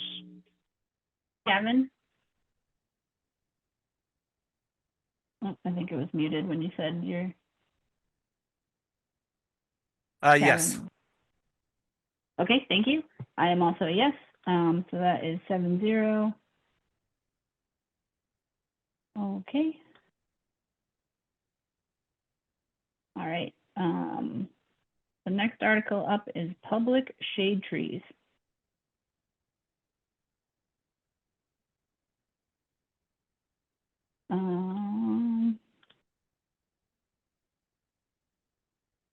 Open up that one.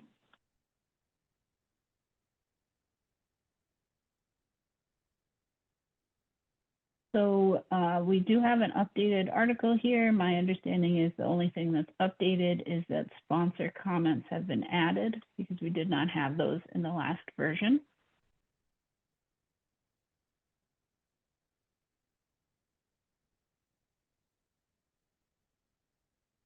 We were also given a link to a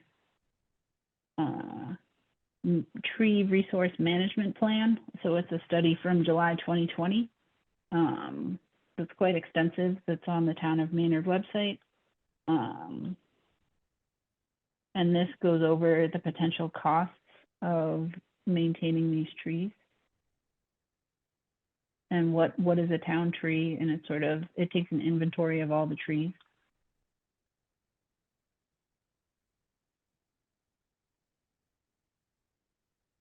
So my understanding is that the proposed bylaw doesn't really change what public trees are. It mostly follows the definitions that are already in Mass General Law. The main changes it makes is that one, it gives the tree warden Justin a little bit more power. Like he has to sign off and approve before a utility company comes through and just has people chopping down tree branches that are owned by the town if they're servicing power lines or something. And the other thing it does is it makes the volunteer tree committee like an official body. And the point of that is so that we can apply for funds from the state.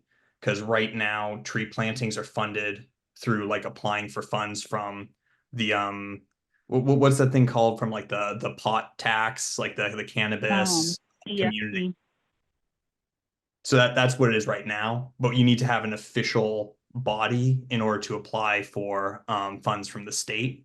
So this is just setting that all up as part of ongoing conversations with the state body for that. So it would not require any additional funding from the town, but it would allow us to bring additional revenue in to pay for planting new trees. So I think it's also important to show, so this is in that tree plan, the 2020 management plan, and it has a 5-year plan. So obviously this is out of date, but it sort of goes over when they took inventory of all the trees and what they would recommend to do back in 2020. These were the costs back then each year. So it's about $250K a year. And I think they said the current funding of this through the town is 7 or 8%. So they're hoping to fund the rest through grants, is my understanding. Does that sound correct, Nathan? That was my understanding as well.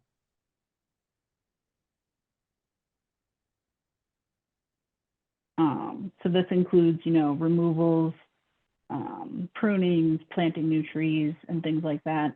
In this report that's from 2020, it's quite extensive. It also goes over the benefits, the cost benefits, runoff, pollution, all these other things to sort of quote unquote offset those costs. So it's like an 80-page report about all the tree stuff. So being on the finance committee, the first thing I looked at was money. But it is also a very nice, extensive report otherwise.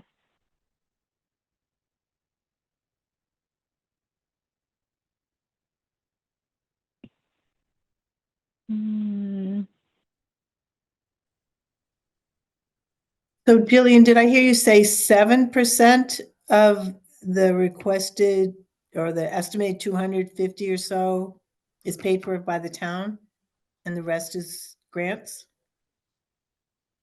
Right now, I don't think we have grants, so I think it's just not funded. I want to see if I can there was an email from Justin. Hmm.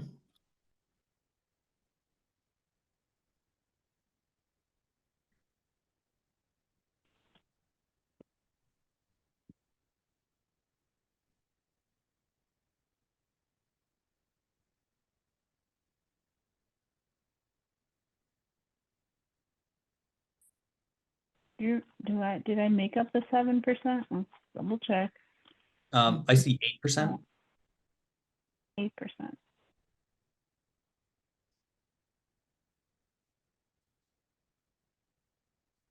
Was that in the email from Justin? Yes. Okay. Oops, I think my Outlook is deceased. All right. Let's see.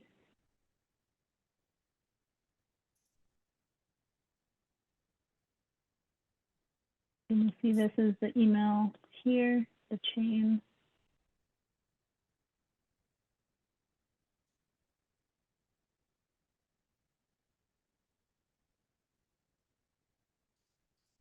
Here it is. So from Justin, operating budget supplements 8% of the recommended yearly funding for the tree management plan.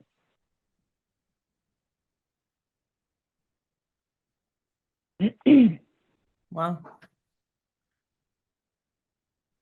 Thank you. So that's, yep. That's low. I mean, $250,000 for maintaining trees is pretty high cost given all the other town costs too. So, Mhm. but so like Nathan said, our understanding of this, or my understanding of this bylaw is that it'll help them get some of those, the DFCs, the Department of Forest and Conservation, I think, or something like that, to be able to get some funding there. DCR. DCR. Okay.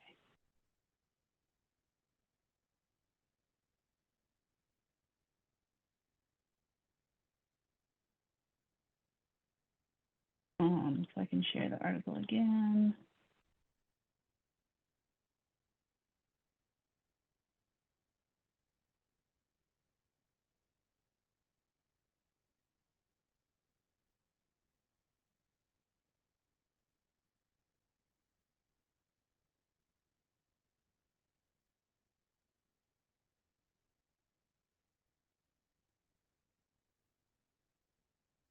So my understanding is that they've worked together on this for like four years or so to make sure that it meets Massachusetts, the state law, and doesn't like overreach the bounds.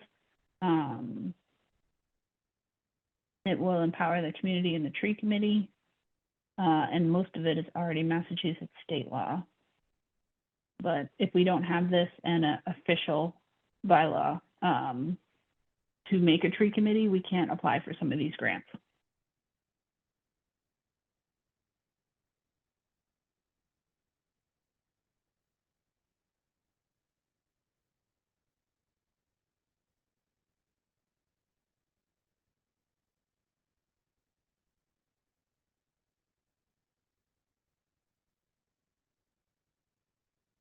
I move to recommend. All right, so A we have a second. recommend. We had was it Linda first and Khadijah second? Mhm. Okay. Any further comments, discussions, questions? No? Yeah, actually, Jillian, I have a question. So just for like full disclosure, my wife has joined the tree committee, so I don't think that's a conflict for me, but I just wanted to flag that if that's something that I should abstain from a vote on. I'm not really sure.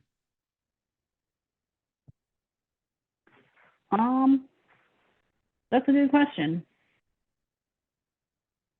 Do you know, Peter, if there's any, usually it has to do with like monetary or if like you're abutting, like, so like, for example, I didn't vote for the fire station because my property that I own abuts, not abuts directly, but is very close to the fire station.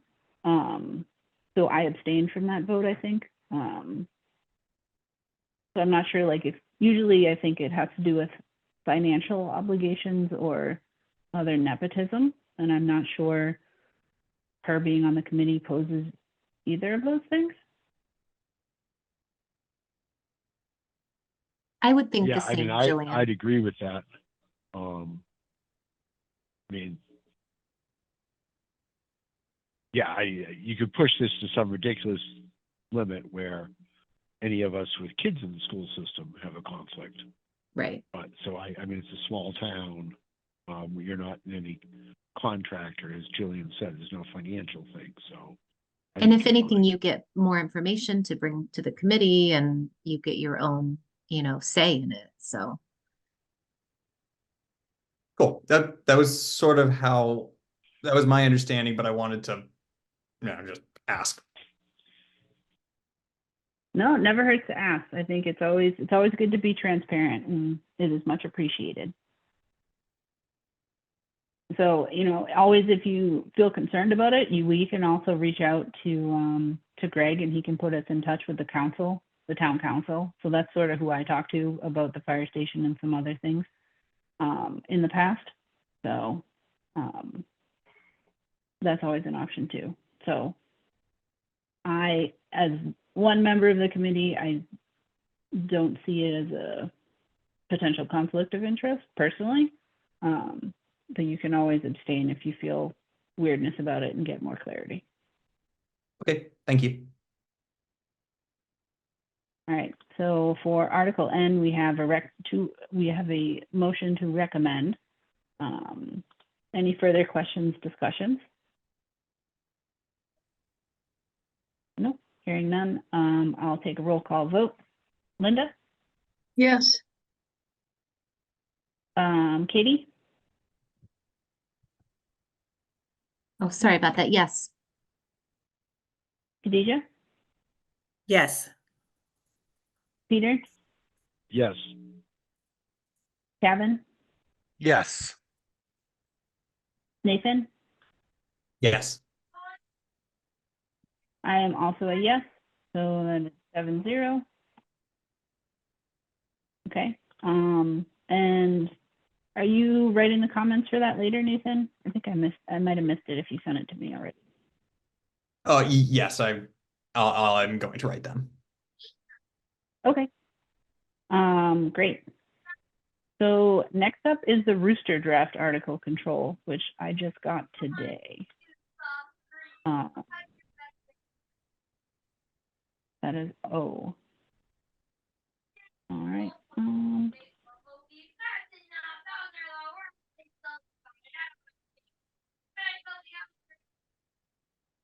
right.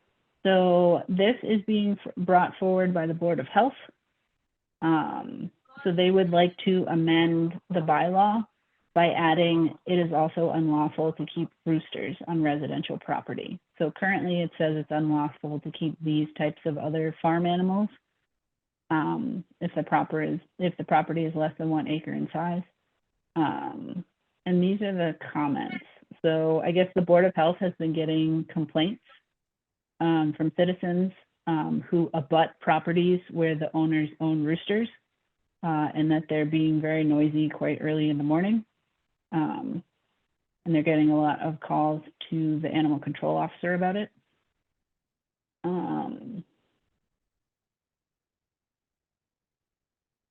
So this proposed article would also add that in Maynard, it would not be lawful to keep roosters on a residential property.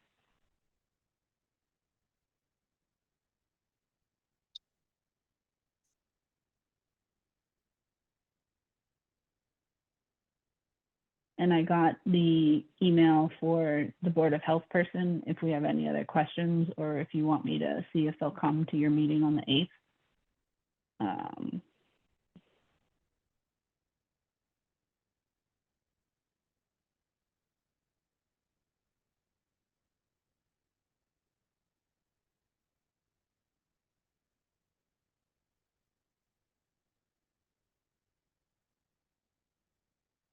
Do we know how many people in town keep roosters? I do not. This article says a rooster. So I wonder if it is a single property. My neighbor had a rooster, and it always made noises at like 10 a.m. but still someone randomly complained and she had to get rid of it. But I think it was by accident, like she didn't know it was a rooster. She thought it was one of her chickens. So maybe instances like that could happen. But yeah.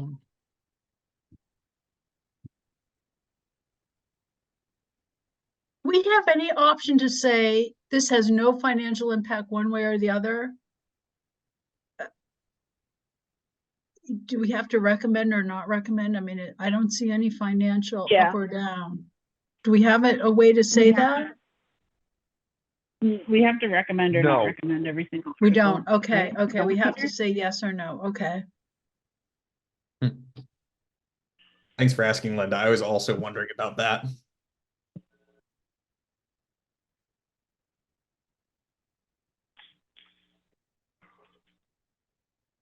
I mean, if it could have potentially an impact if the animal control officer has to keep reporting out to noise complaints, it could be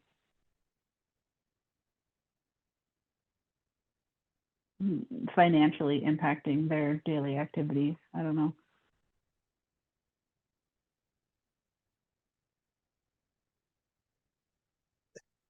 Does the Board of Health?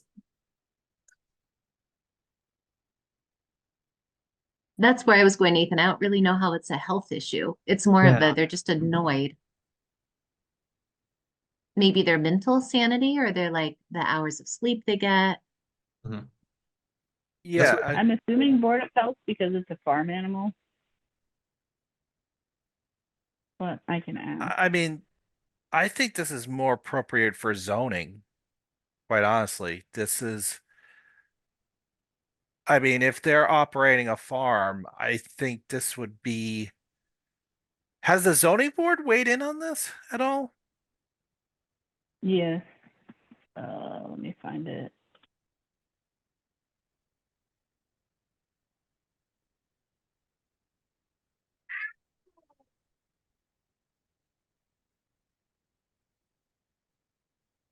Do. All right. I guess this one. So this is the Board of Health is supporting the roosters. They ran it by the bylaw committee. Okay.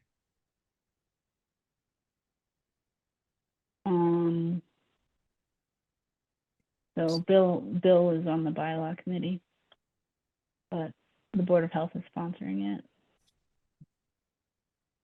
All right. Can we go back to the article a sec?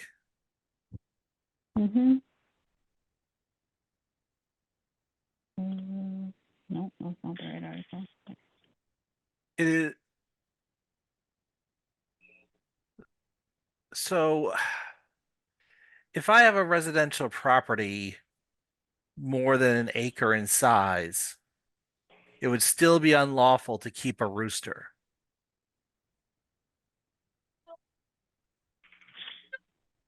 Correct. As I understand it, yeah, it would be any residential property. But if you had a farm, or do we have any farms? It says, because it says the right to farm. Do we have any? Except for the right to farm laws. So are farms protected? I don't even know if we have any farms in Maynard.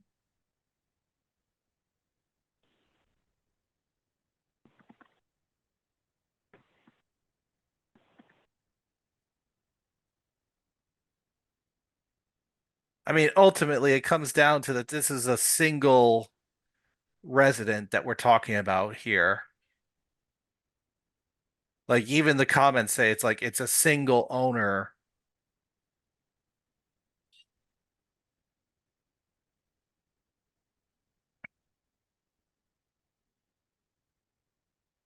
And I would stress that it's residential property. I would assume that a farm is not a residence.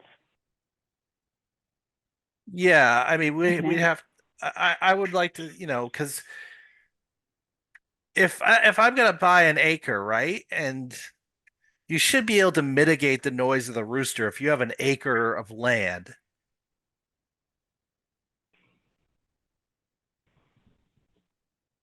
I mean, I think we need more questions on this. Like, why are they recommending a rooster? I would say, like, okay, is there anything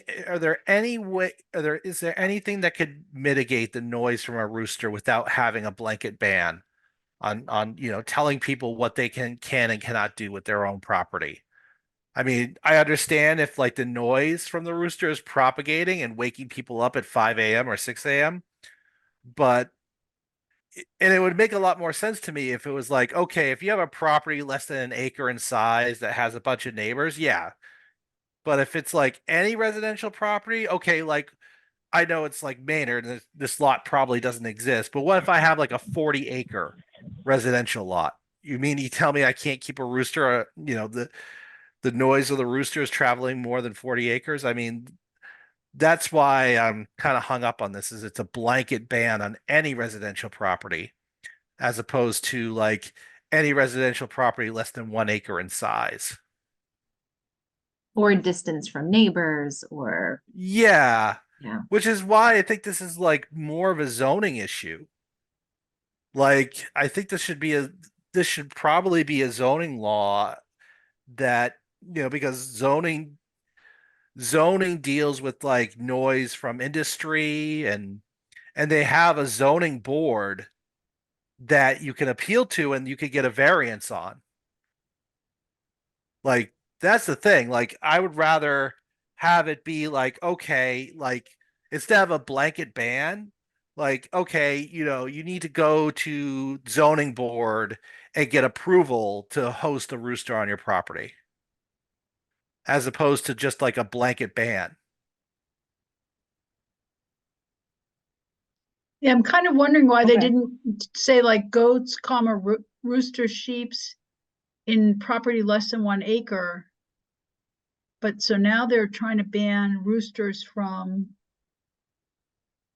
large properties of more than 1 acre in Maynard. I don't even feel qualified to say one way or the other.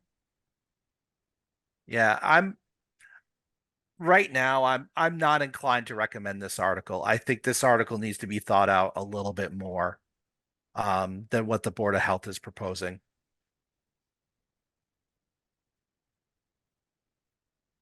Okay. So I took some notes and I will I send mean, that off. don't we have a noise ordinance in town? I do not know off the top of my head. All right, that's another question. Do we have I could think we do, but 5 in the morning we have is quiet hours. before it. I think, I don't know if it's like 7 or 8. I think there is. But 5 in the morning, I'm sure is before the noise ordinance. all right, so I guess here's what I would say. Um I think the first question is ask the Board of Health why they're doing a blanket ban across all residential property, because this just doesn't seem very thought out to me. Like there are certainly cases where someone could maintain a rooster on a large plot of land and not be a nuisance to their neighbors. The second question I have is for Greg/town council, in that is there another law? Does this already fall under is there another law that would cover this case that we're trying to address? Like a noise ordinance or something else? Is there another law that covers this? Because I suspect there is. Because if you're if you're causing noise at 5 a.m. and 6 a.m., that should be covered by a different law. That should be covered by another law. It shouldn't be just like roosters. Like if I play loud music at 5 a.m. and 6 a.m., like that should probably run afoul of what we have in our bylaws.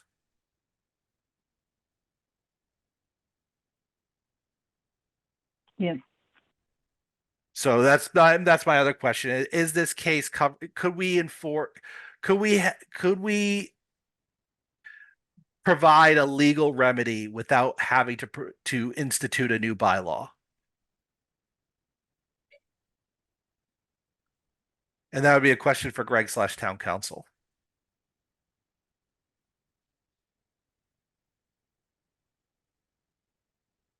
And just right now, unless I hear like more or a compelling reason, I'm actually disinclined to recommend this.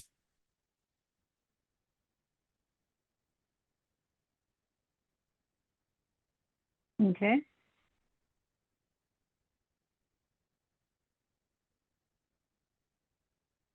Katie, do you have any feelings about this, having been a neighbor to a rooster? So she was really sad. It was like one of her favorite. Oh, my video is still, sorry about that. It did not bother any of us. Like it really crowed. I don't know the words, cockadooed at like 10 and sometimes at noon. And I've been told they don't always have a morning schedule, that it's very rooster by rooster. But it was someone outside of the neighborhood that complained. So we're not sure what happened, but I felt it was fine and well loved. It was a sad loss so, for her at least, but she found a farm to take it, and I'm sure it has a great life now. But yeah, it didn't bother me as a neighbor, this particular rooster. And maybe this one is not a afternoon rooster. So, I don't know. But yeah. Well, if there are morning roosters and afternoon roosters, and a rooster only lives like maybe like 5 years or something. Yeah. It seems a shame to try to ban all roosters. I agree. I think it's as Kevin said, a very blanket article on a singular instance, perhaps.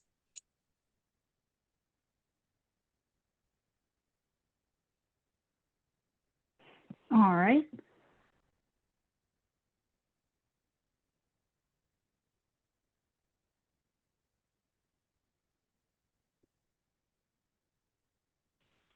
Okay. So I will send those questions. My understanding, Kevin, is that you volunteered to write the comments on that one. So I can Yes. also CC you on that, but not the whole committee, to keep compliant with open meeting bylaw. Yep.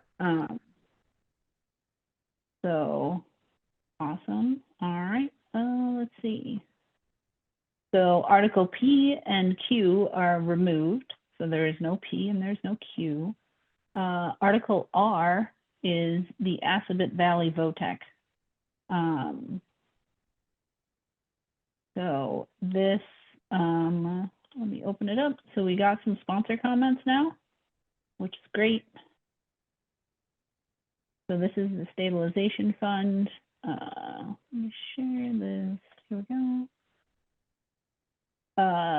So they're asking to make a stabilization fund for capital expenses for the VOTEC school.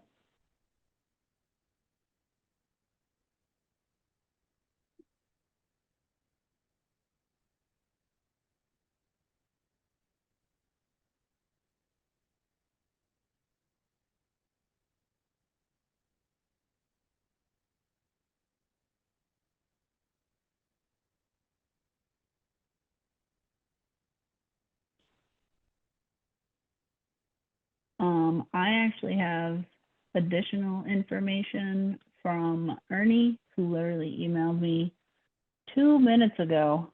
Because there's no dollar amount, right? In the article, no, there is No. not.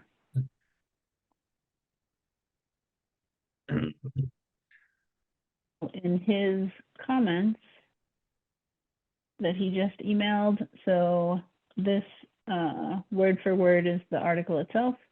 So this is his additional information here. So this is letting us know that the out-of-district students, there's less of them now. So that's what they usually use to do the stop fund gap.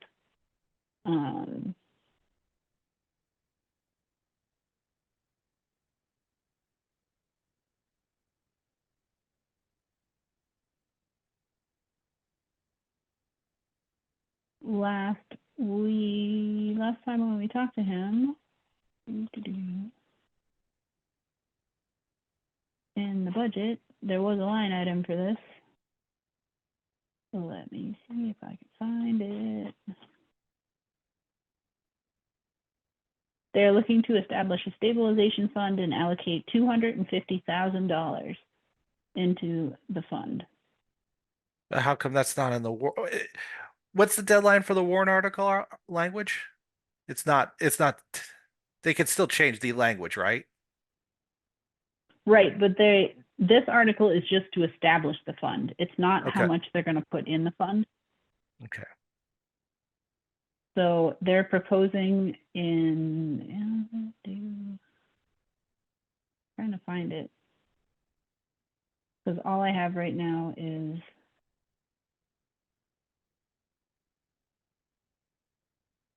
here it is.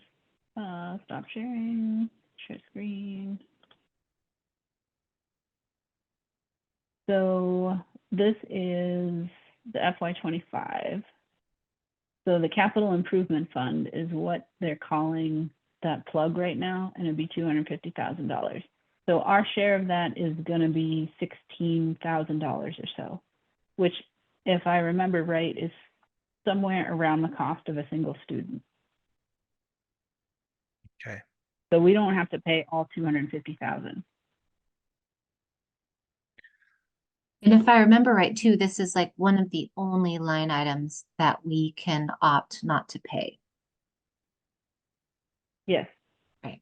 So if we wanted to say we do not accept the FY25 proposed budget from Assabet, the only thing that we can change from our discussion last week, at least, is this money for this improvement fund. It sounded like everything else was state mandated potentially. So we still have the option to say no, because I do have some concerns about the governance of the stabilization fund. I mean, you may recall the last time we had the marijuana bill, I had a lot of concerns about having town meeting sign away a lot of its rights, because our job is to advocate, of course, for town meeting voters. So this would surrender some of the financing. Well, this wouldn't surrender it because we could always refuse. So they could ask. So am I understanding correctly? Like, Assabet can ask for this money in the stabilization fund, but we can decline to fund that amount. Am I understanding that correctly? The article is only proposing to establish the fund. It is Yep. not saying how much has to be put into it. Okay, but Would this we does have to vote on that? Like if there was a dollar amount that we did put in it, would we So that would have to be we voted on? voted Yeah. on this.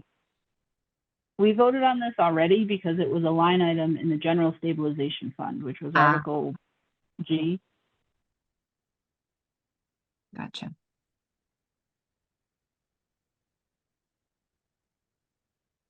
I mean, we can always go back and unvote on it and open it up My again. understanding was that it takes the 250 from an operating budget and lets them put that 250 in a stabilization fund that they can then over fiscal years so that they can address some of the bigger needs that they have. They don't have to limit themselves to 250 a year. They can put that 250 into a stabilization fund, build it up, and buy equipment as needed.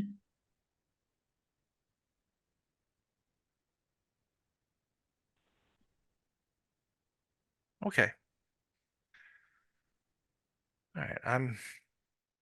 So my understanding was it was a fiscally prudent thing to do, that it's not going to increase, it would have to evaluate it every year, but it wouldn't necessarily increase the cost to Maynard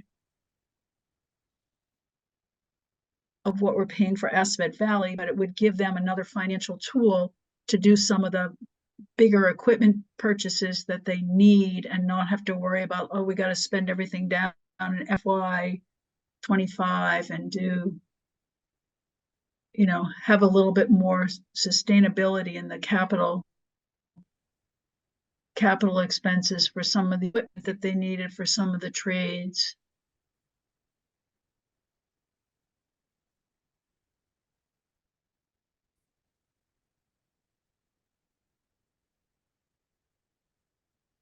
That's also my understanding. Okay, I'm satisfied with this. So All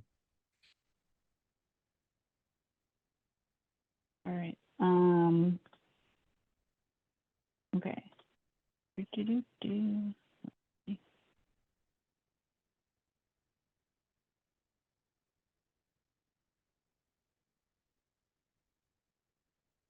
So are there any additional questions or comments about Article R, which is just to make the capital stabilization, or what did they call it? Sorry, let me make sure I use the right words. A stabilization fund.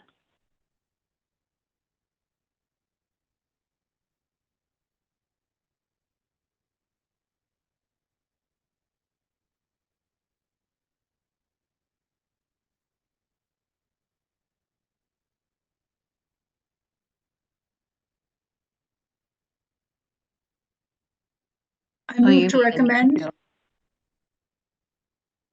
I'll second. All right, so we had who moved to recommend? Sorry. Linda.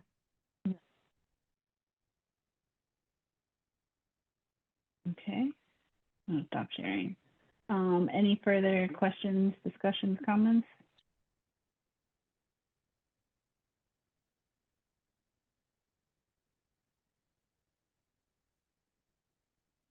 No? All right, so I will take a roll call vote to recommend. Linda? Yes. Nathan?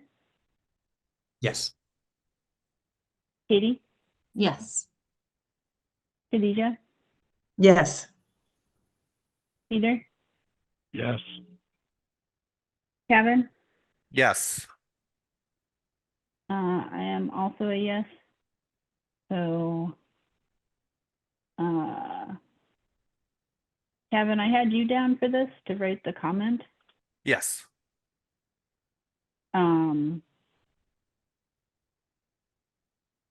So I can give you, this is the comment from Aspet. So this is not the sponsor comment, but this is giving some more context.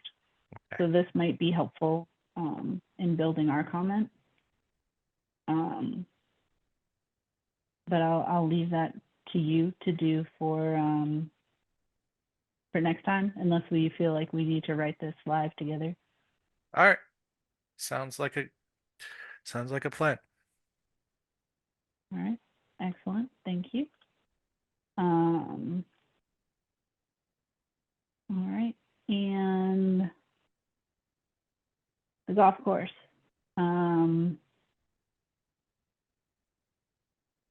So for Article S, I did not, oops, shoot, what did I do?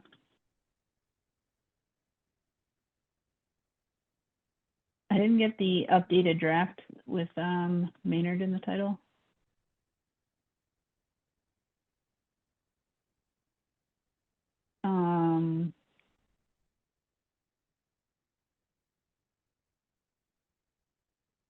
So Linda, you sent me this comment here, highlighted. Yeah, I drafted them. I don't think we voted on it because we had some questions about, as my recollection is we had some questions about, is it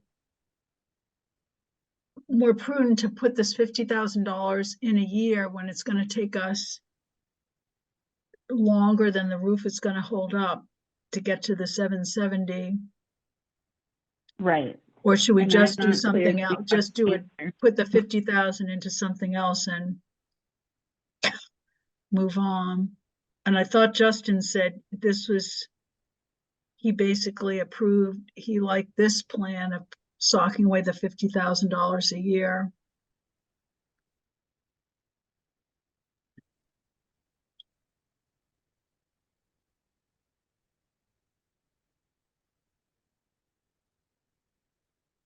Oop, I muted myself. Yeah, I mean, this is what he recommended, so we can discuss. I can pull the article up too.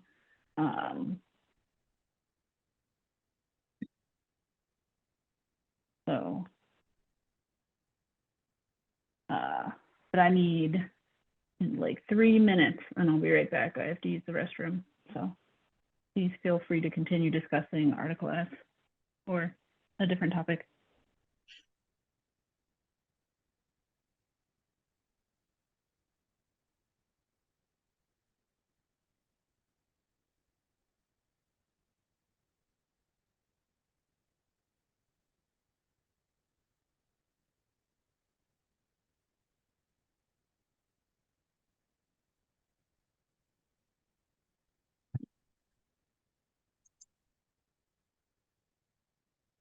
So I found a document that, I don't know, maybe it's the Maynard Country Club reuse analysis. It is from 2013 and it was done, a year after the town purchased the country club, and discussed like several plans for what could be done with it, and did like a poll of people who showed up, most of whom were golfers. And so it's skewed towards let's maintain it as a golf course. But the presentation said that assumed that it would be a net profitable venture for the town, which, so far it's barely been paying for its own roof repairs. And we need to pay near like $750,000 to actually like fix that up. I don't know, like we can keep paying like $50,000 for this like every year, but after talking to Justin about it, I don't really want to recommend continuing to throw money at something that's like losing the town money, and it's just a sink that we just like deferring on plans to do something else with it. So my understanding is this says appropriation, but I thought we get this money. I thought this is money we get. It does say appropriation, but I thought we're actually receiving this money. I think we are, but what we Um, use it for is up to us. Yeah, and we're using it to kind of set aside for a big improvement. I mean, I guess the question is if the roof never happens, if it becomes a tear down and building, Yeah. so do those funds get to be used in whatever new capacity that building becomes? Well, something to bear in mind is that this clubhouse is currently housing our senior center. I'm with Linda that I would love to, get the seniors in a much more respectable situation. But right now we don't have any funding to get them out. And to not recommend this funding, if this were not to pass town meeting, then there'd be a leaky roof over our seniors' heads in the senior center.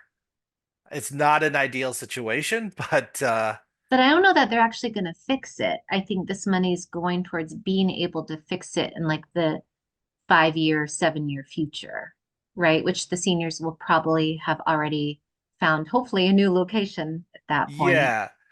So I'm with Nathan that I think this is a net drag on our town finances. And I really think we should start looking for and start planning for the future of the golf course with it not being a golf course. Yeah, it was interesting because Justin's presentation was he had models from other towns saying that if we fixed up that facility, we would get a lot of revenue. And so we used Southborough as an example, where now Maynard, they're constrained in doing events there and getting more revenue because nobody would book an event there because of the roof. But if we did invest in it, we would actually, it would be a net revenue gain for the town. I mean, I would have to see. I mean, we'd have to really dig in those claims. I'm personally very skeptical of our town government's ability, by virtue simply of its size, to adequately manage a golf course. Now, we do have Sterling, but we are a town of 10,000. We have, at most like 20 staff in, or, we have a small staff. This is a big business decision that I don't think we don't have the expertise to really, run a business this way, or make a decision whether this is a viable business or not. I think the the market systems are better able to judge what is a net revenue generator than our town government is able to.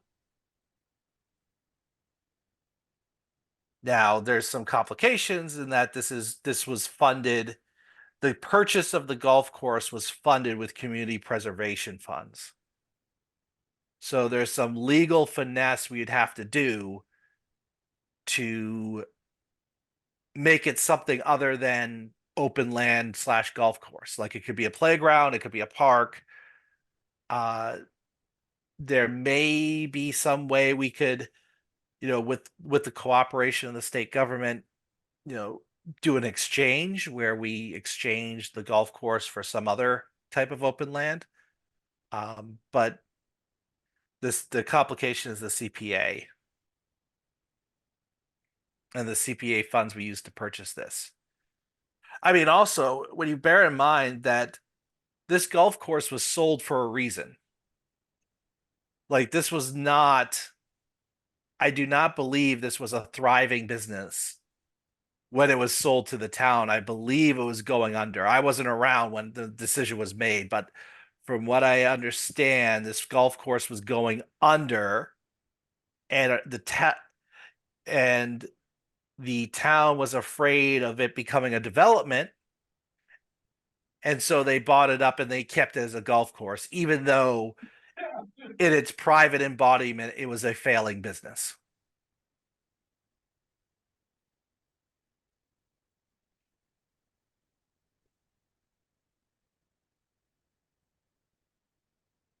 So I think, Well, sorry to interrupt you. I just wonder whether this is the place to decide the future of the golf course. it's not. It's not our call. So, Well, I would encourage us to continue to put the money back into the clubhouse so we can keep the roof from leaking, or Yeah. at least, Justin has money to make repairs. Even yeah, if he's not completely replacing the roof right now, at least he has some money set aside to continue to make repairs. I agree, Khadijah. I think there may be some residual value in the structure. At the very least, we can't have things get neglected, especially with the seniors in there. Right. But I also do think it is somewhat within our wheelhouse. We function as separation of powers, so it's not just the select board that makes the decision regarding the future of the town. It's town meeting, where with our recommendations and our thoughts going to town meeting that also decides the future. And I think town meeting voters and our residents in general need to hear that this is, it's providing golf recreation, but it is a drain on our funds. Nor do I have high confidence that this could be a successful business. If it failed when it was being run by a private sector with people who supposedly have like expertise and have run golf courses before, I don't know if any of us, on any seat in government could really run a golf course better than the private sector. But it is being run Uh, by a private company, correct? We have a contract out Yeah. with Sterling Golf Management. We So it do. is, Oh, I'm sorry to interrupt you, Katija. sure, no problem. Go ahead. Yeah, so it is being run by Sterling Golf. However, their incentive is to keep it as a golf course. So the decision as to what function this land should serve, Mm. that has to be decided by our town government. Previously, it was in private hands, and the Yeah, I fear. just got back. I want to back this Yeah. up a little. So this article is not about repurposing the golf course. Yes. So this is a routine article. So last year we transferred $56,000. This year it's $55,390. So I don't want to get too off track tonight because we still have a lot more articles. Well, yep, I agree. I think as I said, I think we should just recommend this just to keep the roof over the seniors' heads, just to prevent any damage to whatever residual value is located in that clubhouse. But I think long term, I think we as a town need to have a discussion as to the future of this. I agree.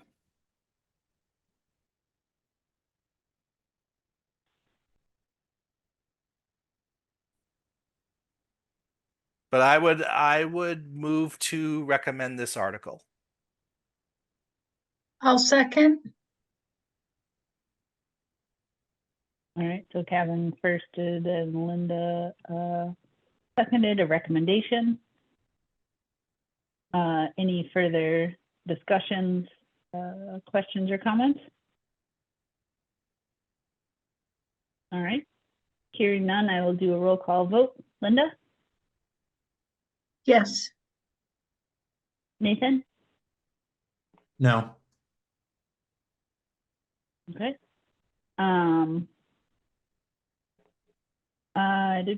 Katie? Yes. Khadijah? Yes. Peter? Yes. Kevin? Yes. All right, so I am also a yes. So that is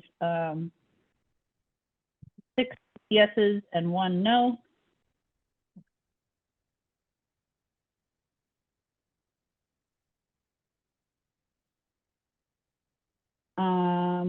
All right. Nathan, does your no, do you feel like you want to write a sponsor, a comment for the no? How does that work, I'm Peter? not. Do we do on the? I know on past articles where we've been split, we've written like yes and no. I would be happy if there were just like a line, kind of to the effect of what Kevin was saying, that like we want to, the senior center is still there, but like this is losing us money in the long term, and something needs to be done about it. Okay.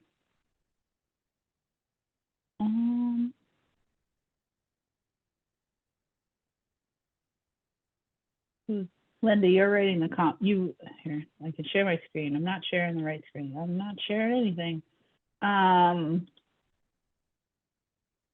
So yeah, 1 no. So this would transfer this money. Is that line the sponsor comments?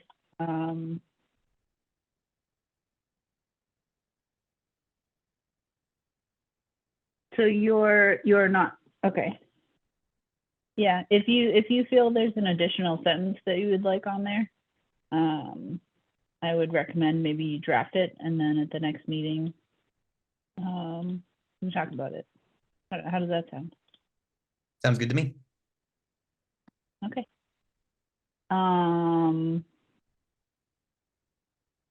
Nope. It looks like T and U. Are T and U still not updated? Shoot.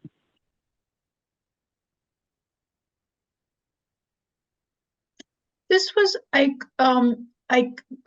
not sure where we find the retained earnings, and I thought it was gonna be in the free cash. But I'm a newbie, so I don't know where we find that number. So that number I just copied from the last year. But I don't know where to find the balance, and that's in T and U. Okay, so this is you just want to know what that is to write it in our comments. We just need to know what those numbers are, and I'm not sure where to find them. And I thought it was going to be when we certified the free cash. I thought it would be there, but I could not find it there. Okay. I think it is there. As I recall, the free cash document is a 6-page PDF. The first Okay, 2 pages are the general fund. okay, let me cash. go. Maybe I didn't go far And then enough. like page 3 and 4 is the water enterprise. And then Okay, 5 maybe and 6 are the sewer. Okay, so maybe I didn't go far enough because Jillian sent again the free cash. So that is just what the article is for, the transfers. It's not all of, that's what they would like to use the free cash for, but it's not the Yeah. certified free cash.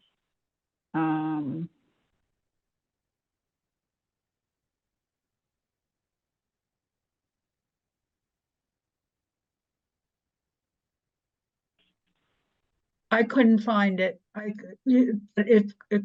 I'm sure it's probably there somewheres, and I thought it would be, Sorry, are you looking at the free cash certification that would have come from Jillian yeah, on March 11th?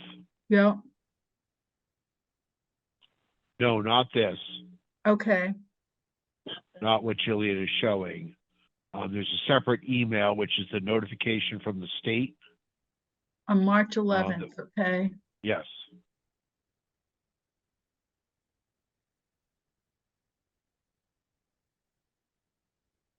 Okay, yep, okay, got it.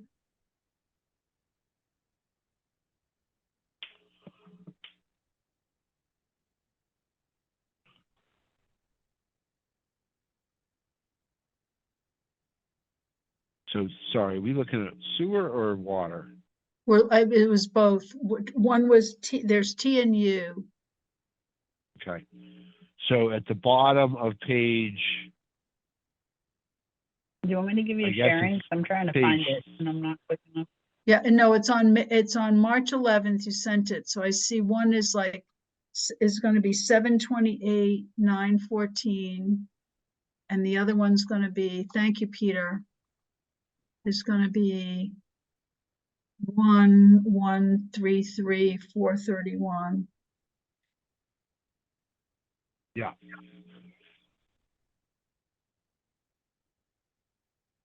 Okay, thank you. I just missed that.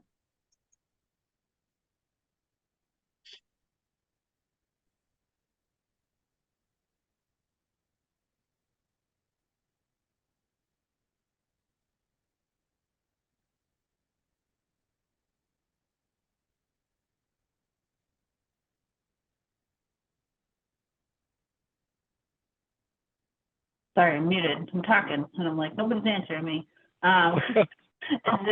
Is this the document you're talking about? Yes. Yep.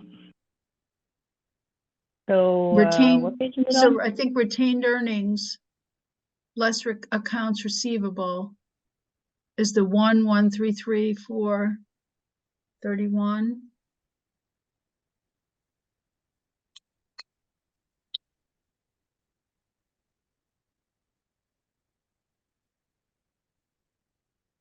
And that's the sewer number, the 728. And the 7/28, 9/14, yeah, is the sewer number. Thank you.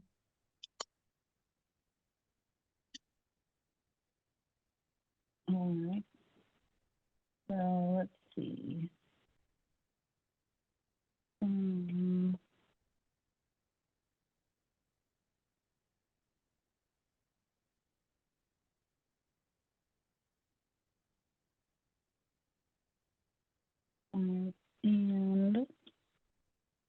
water one. This number. Oh, man. Okay. All right, I'm gonna stop sharing because I'm giving myself a migraine.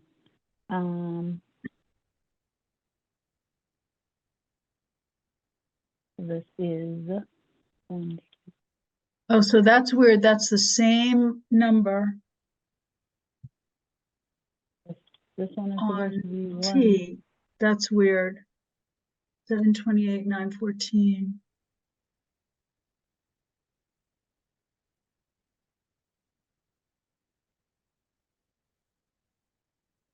Did I get that right? Did I number correctly? No, Okay, this I is saw a different, I'm gonna look, I saw a different number.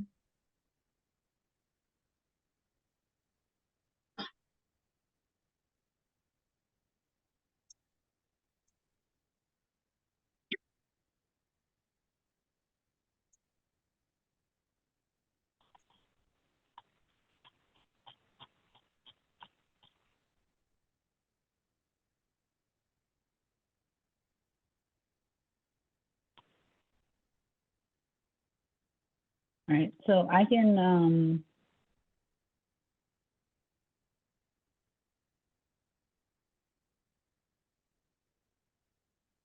double check this.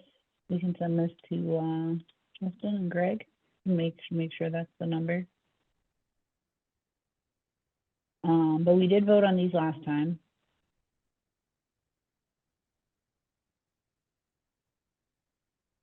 And all right.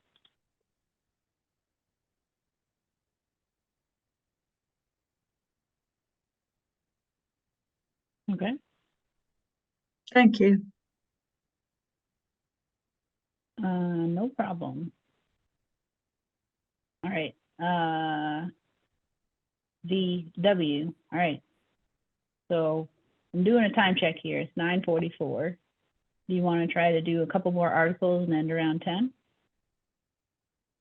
We have 1, 2, 3, 4, 5, 7, 8, 9. We got 10 left. So Yeah, I say we go to 10. okay. All right. W. Accessory dwelling units.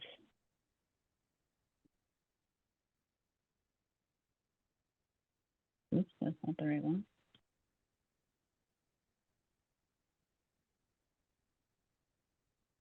My recollection from the talk with Chris is that this modernizes the existing language. It removes the language about only allowed for like blood relatives, and that it wouldn't make significant. There's not like an expectation that this will make major changes to town. People aren't going to be building these all of a sudden, but there are people.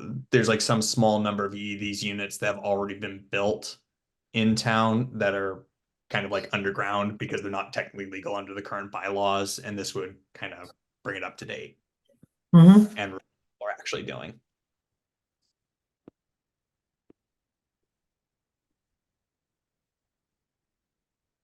It Are would there also count for sponsored? new growth. Excuse me? It would also account for new growth too. So, and it could make taxes go up on that house. So that would be the new growth. So.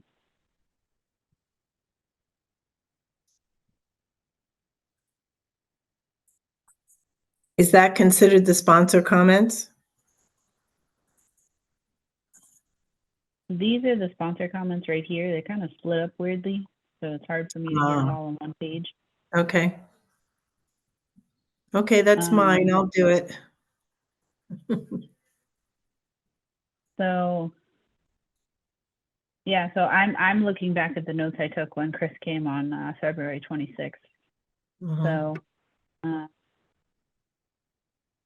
yeah, so they want to modify the existing one to address master planning goals to make more accessible use. And all the crossed out lines in this article are the old version. So everything that's stricken out would be removed. And some of these new things would be written in over this, 5-page article.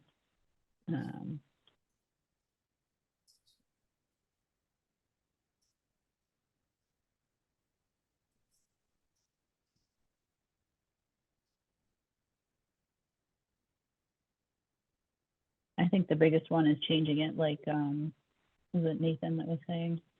It doesn't have to be a blood relative. Mhm.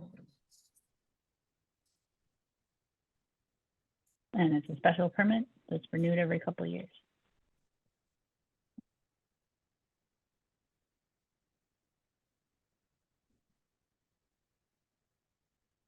I don't want to like cut off discussion, but in the interest of time, I'll move to recommend this article.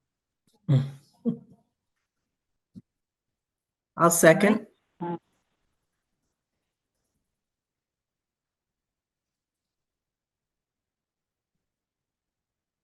right, so it's made and Khadijah seconded. Do we have further discussion, questions?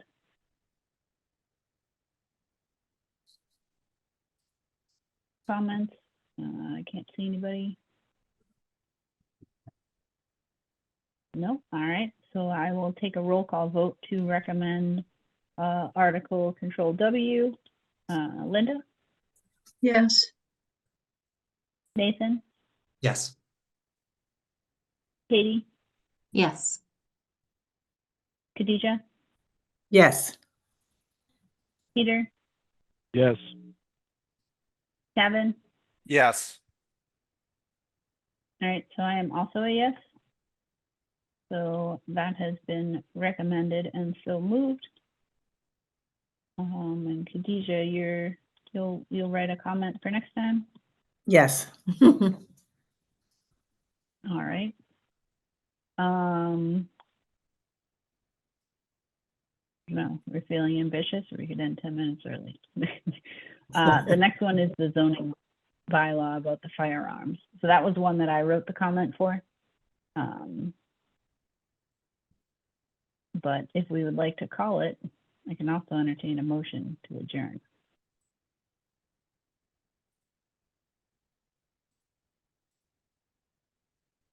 Or I can Do you pull want to up skip Control to X. the, do you want to skip to the one, I think it's, oh geez, I forgot. The one about Summer Street. It's a pretty simple, straightforward, making it's a W?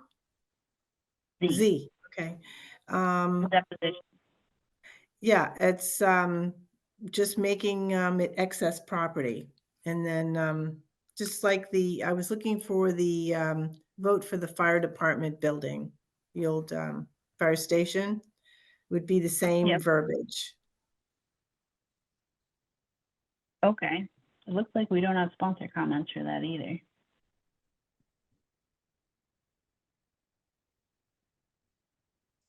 Unless I missed them somewhere.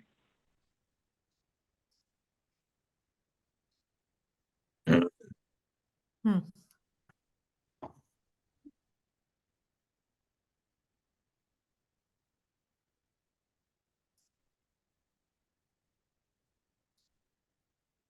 I'm pretty familiar with the property and everything. If anybody has any questions. I mean, I guess I have a question. Like, and I hope this Yeah. isn't way too broad. I'm not super familiar with the history here. I know I've been to like Art Space, and there were a lot of people who are upset with what had happened in the last few years. I went to see a play, and Acme Theater was like very upset about how what happened with them. What's the deal with the property? Is it just it's like falling apart and something has to be done with it? Yeah, what's the story? So what I've been told, around 99 or 2000, the property was leased to ArtSpace, and ArtSpace was supposed to take care of it and didn't put any money into really upgrading the building. So there's no sprinkler system or adequate fire alarm for occupation today. So, and they started to do some renovations, but they didn't do it completely. And like I said, didn't put the sprinkler system in. So it needs a lot of work. There was an estimate done probably 10 years ago for about $3 million worth of work, but needs a lot more work than that. And so ArtSpace wasn't willing to plunk down the money. Well, wasn't able really to keep it going. So they had to leave.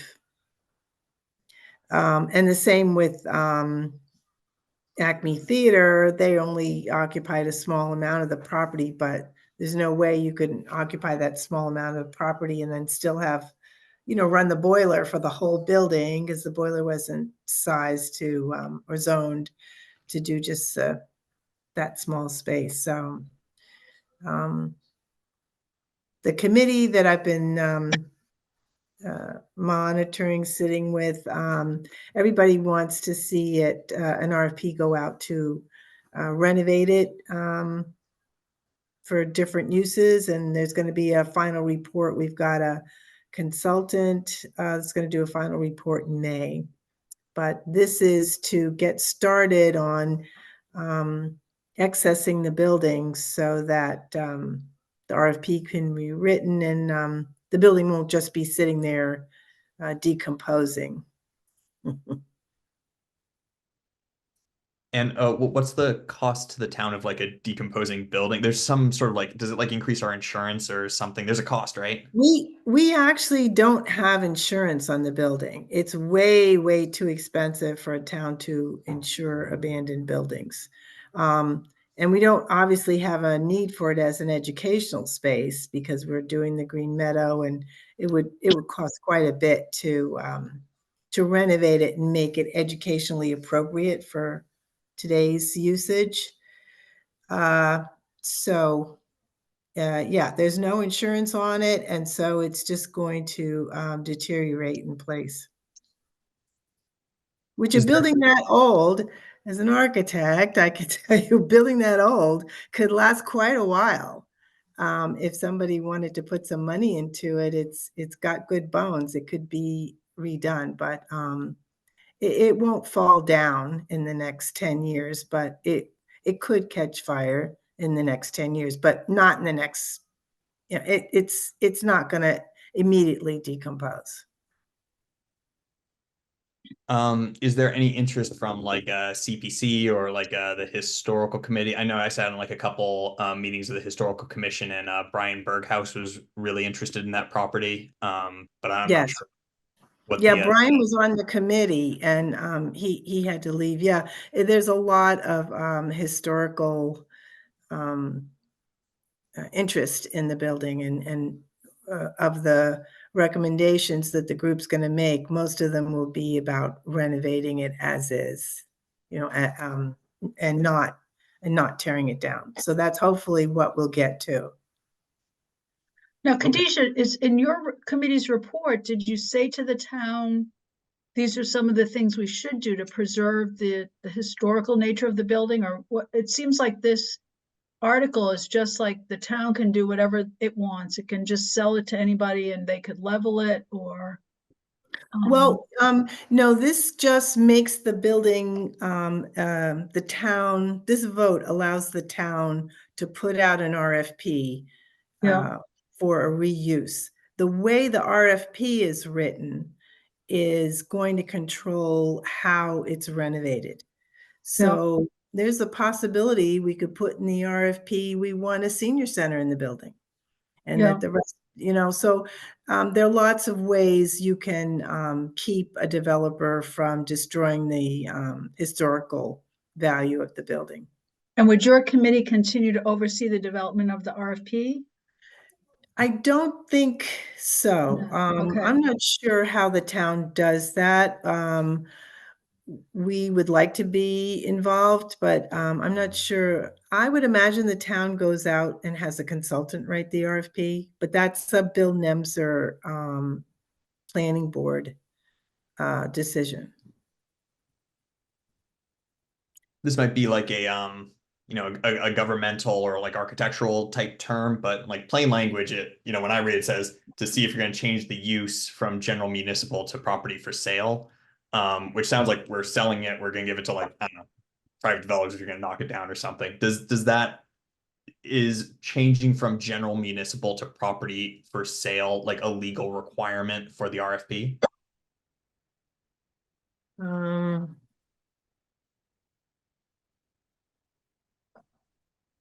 I get the the recommendation for disposition will be an RFP. It won't just be, oh, we're selling it for $3 million or something. It will be an RFP no matter what. So people have to come up with a proposal and and the town reviews it. So it won't just be anybody buying it. Did I answer your question? I think so. I'm not sure, and that's why I wanted to look for the verbiage on the old fire station, whether it says anything about an RFP will be put out. I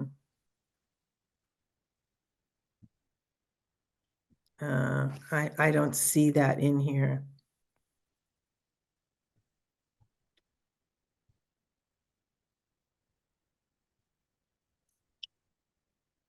I've been trying to look for it while y'all have been talking. Hmm.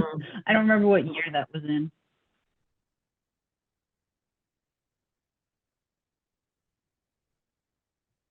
But it sounds like the first step is to just make it so the town can do an RFP. They've got to say, Yes, we don't want to lease it to somebody. We're going to sell it and then someone else will take care of it. We're not going to lease it to ArtSpace or whoever. We don't want to be in the landlords. We want to be. yes. I So, think that's yeah, the yeah. big thing. We Yeah. don't want to be the landlords.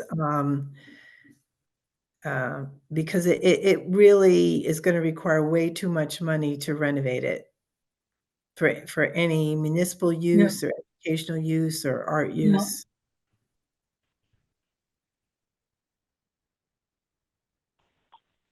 Do you have like a ballpark figure? And do you have like what that cost might be? No, not in today's market that is, 10 years from now. I mean, 10 years ago, I would have been able to tell you definitely, but nowadays the price of building is just crazy. So last 5 years, it's just we had a $3 million recommendation, and I think that recommendation was 10 years ago. Hmm. But it's more than that. It needs a new boiler system, and it needs much, a green energy related boiler or heating system. Might need air conditioning, considering the climate plans. Most older buildings like that, air conditioning was not thought of. Needs new roof, needs definitely a great sprinkler system, which it doesn't have, and needs more than one elevator. It just has one barely working elevator now. So.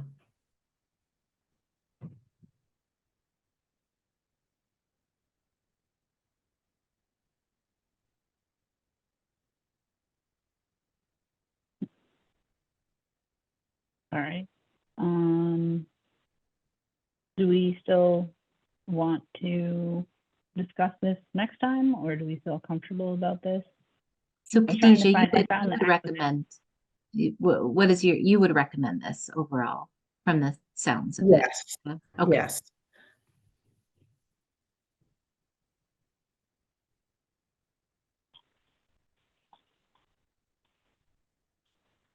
But I can write something up to vote for next week. But we can vote today to recommend it, and then the comment can come next week, yeah? Okay. We can. That's what we've done for several articles tonight.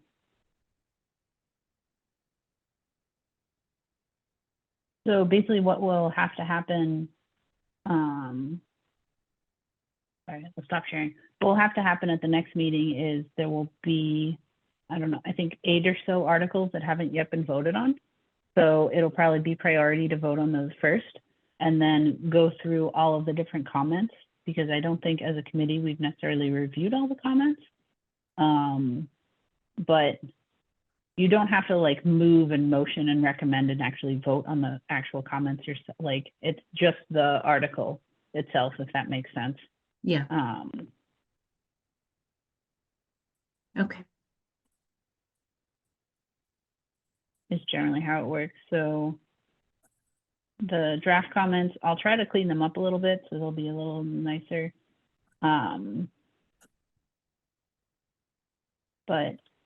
I'll highlight where the comments are like missing, or we don't have comments yet. Maybe we do have comments. So they're just not in the right order for me. But and then you can review them as a committee and just be like, is this what we want to say?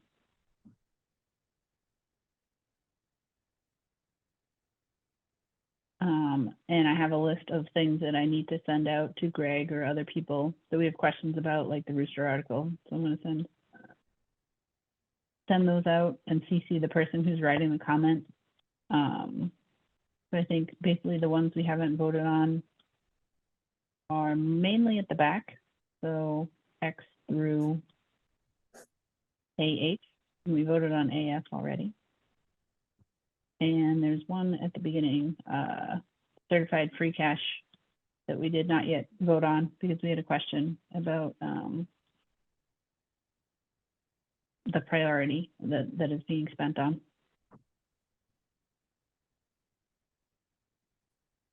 So I'll try to write it out like this, where it'll be the finance committee, it'll say recommends, and then the comment after. And that'll be the draft. So I think, Peter, there might be a couple that you are on. I'll try to highlight who's where.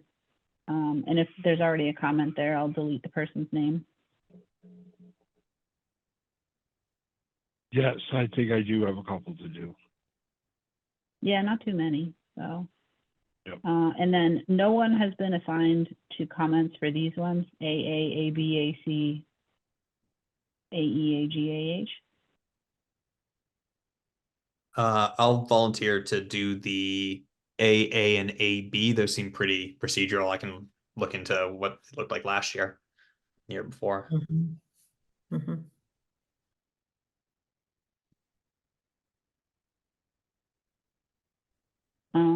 AC, I don't want to volunteer you, but I know Linda, you wrote the other water sewer ones. All right, I'm in for AC. Okay. I don't think AE is my road, so I could right? Do we know what road? It's the same is. roads. It's the same Fletcher. Oh, it's the same And- ones. It's the same ones, and Yeah. there was like looked like there was a typo. We had to, as I understood, it was like one word had to change. Oh, like I probably can't do that. But I could do AG and AH. Okay.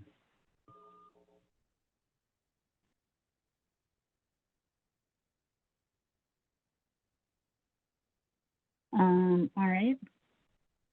I'm not going to be here, so I don't know if I should volunteer for any of them. I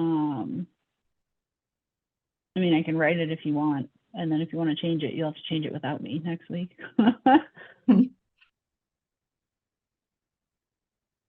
So if you want me to do that, I can do that. Just copy, paste from last year. Yeah. All right. Okay. Okay. Sounds good. All right. Do we have any other? I sent out a request for Zoom. Go ahead, Peter. Sorry, so if you're not here next time, will you clarify with Katie just what the deadline is for getting the comments and stuff to Greg? Which I Yes. guess we know it's the Um, 19th. I just think it, But We see know if you it's the can extend 19th it right some. now.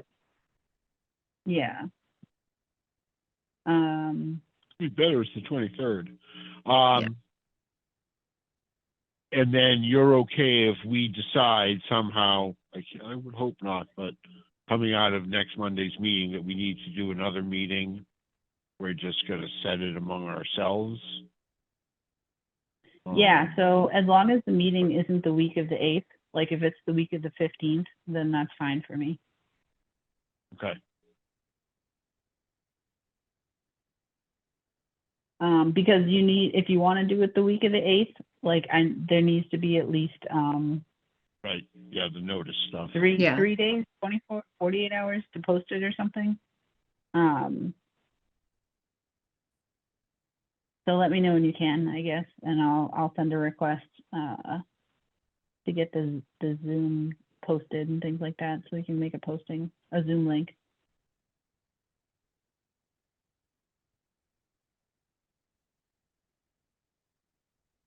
Okay. So yeah, so I have some marching orders here. I'll send out some emails.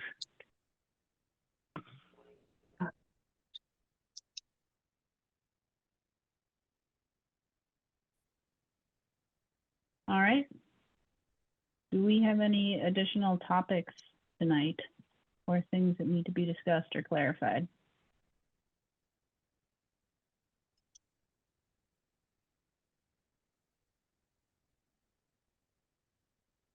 No? All right. Do we does want to anyone vote like on to Z, the Summer Street, or wait? We're gonna wait on voting? I think we're gonna wait on that one. Wait on that, okay. Defer the vote, okay. Yeah, I wasn't getting a strong feeling, so that's why I jumped to a Okay, different topic. So All right. Mhm. Yeah, So Jillian, I'll make a motion to adjourn our meeting tonight. all right, so Katie Second. has made a motion.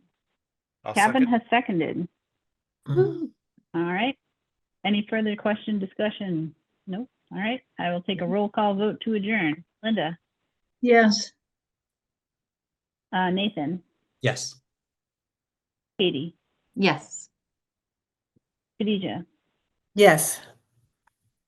Peter, Yes. Kevin. Yes. All right, and I am also a yes. So we are adjourned. I hope you all have a good meeting on the 8th. Sorry that I will miss it.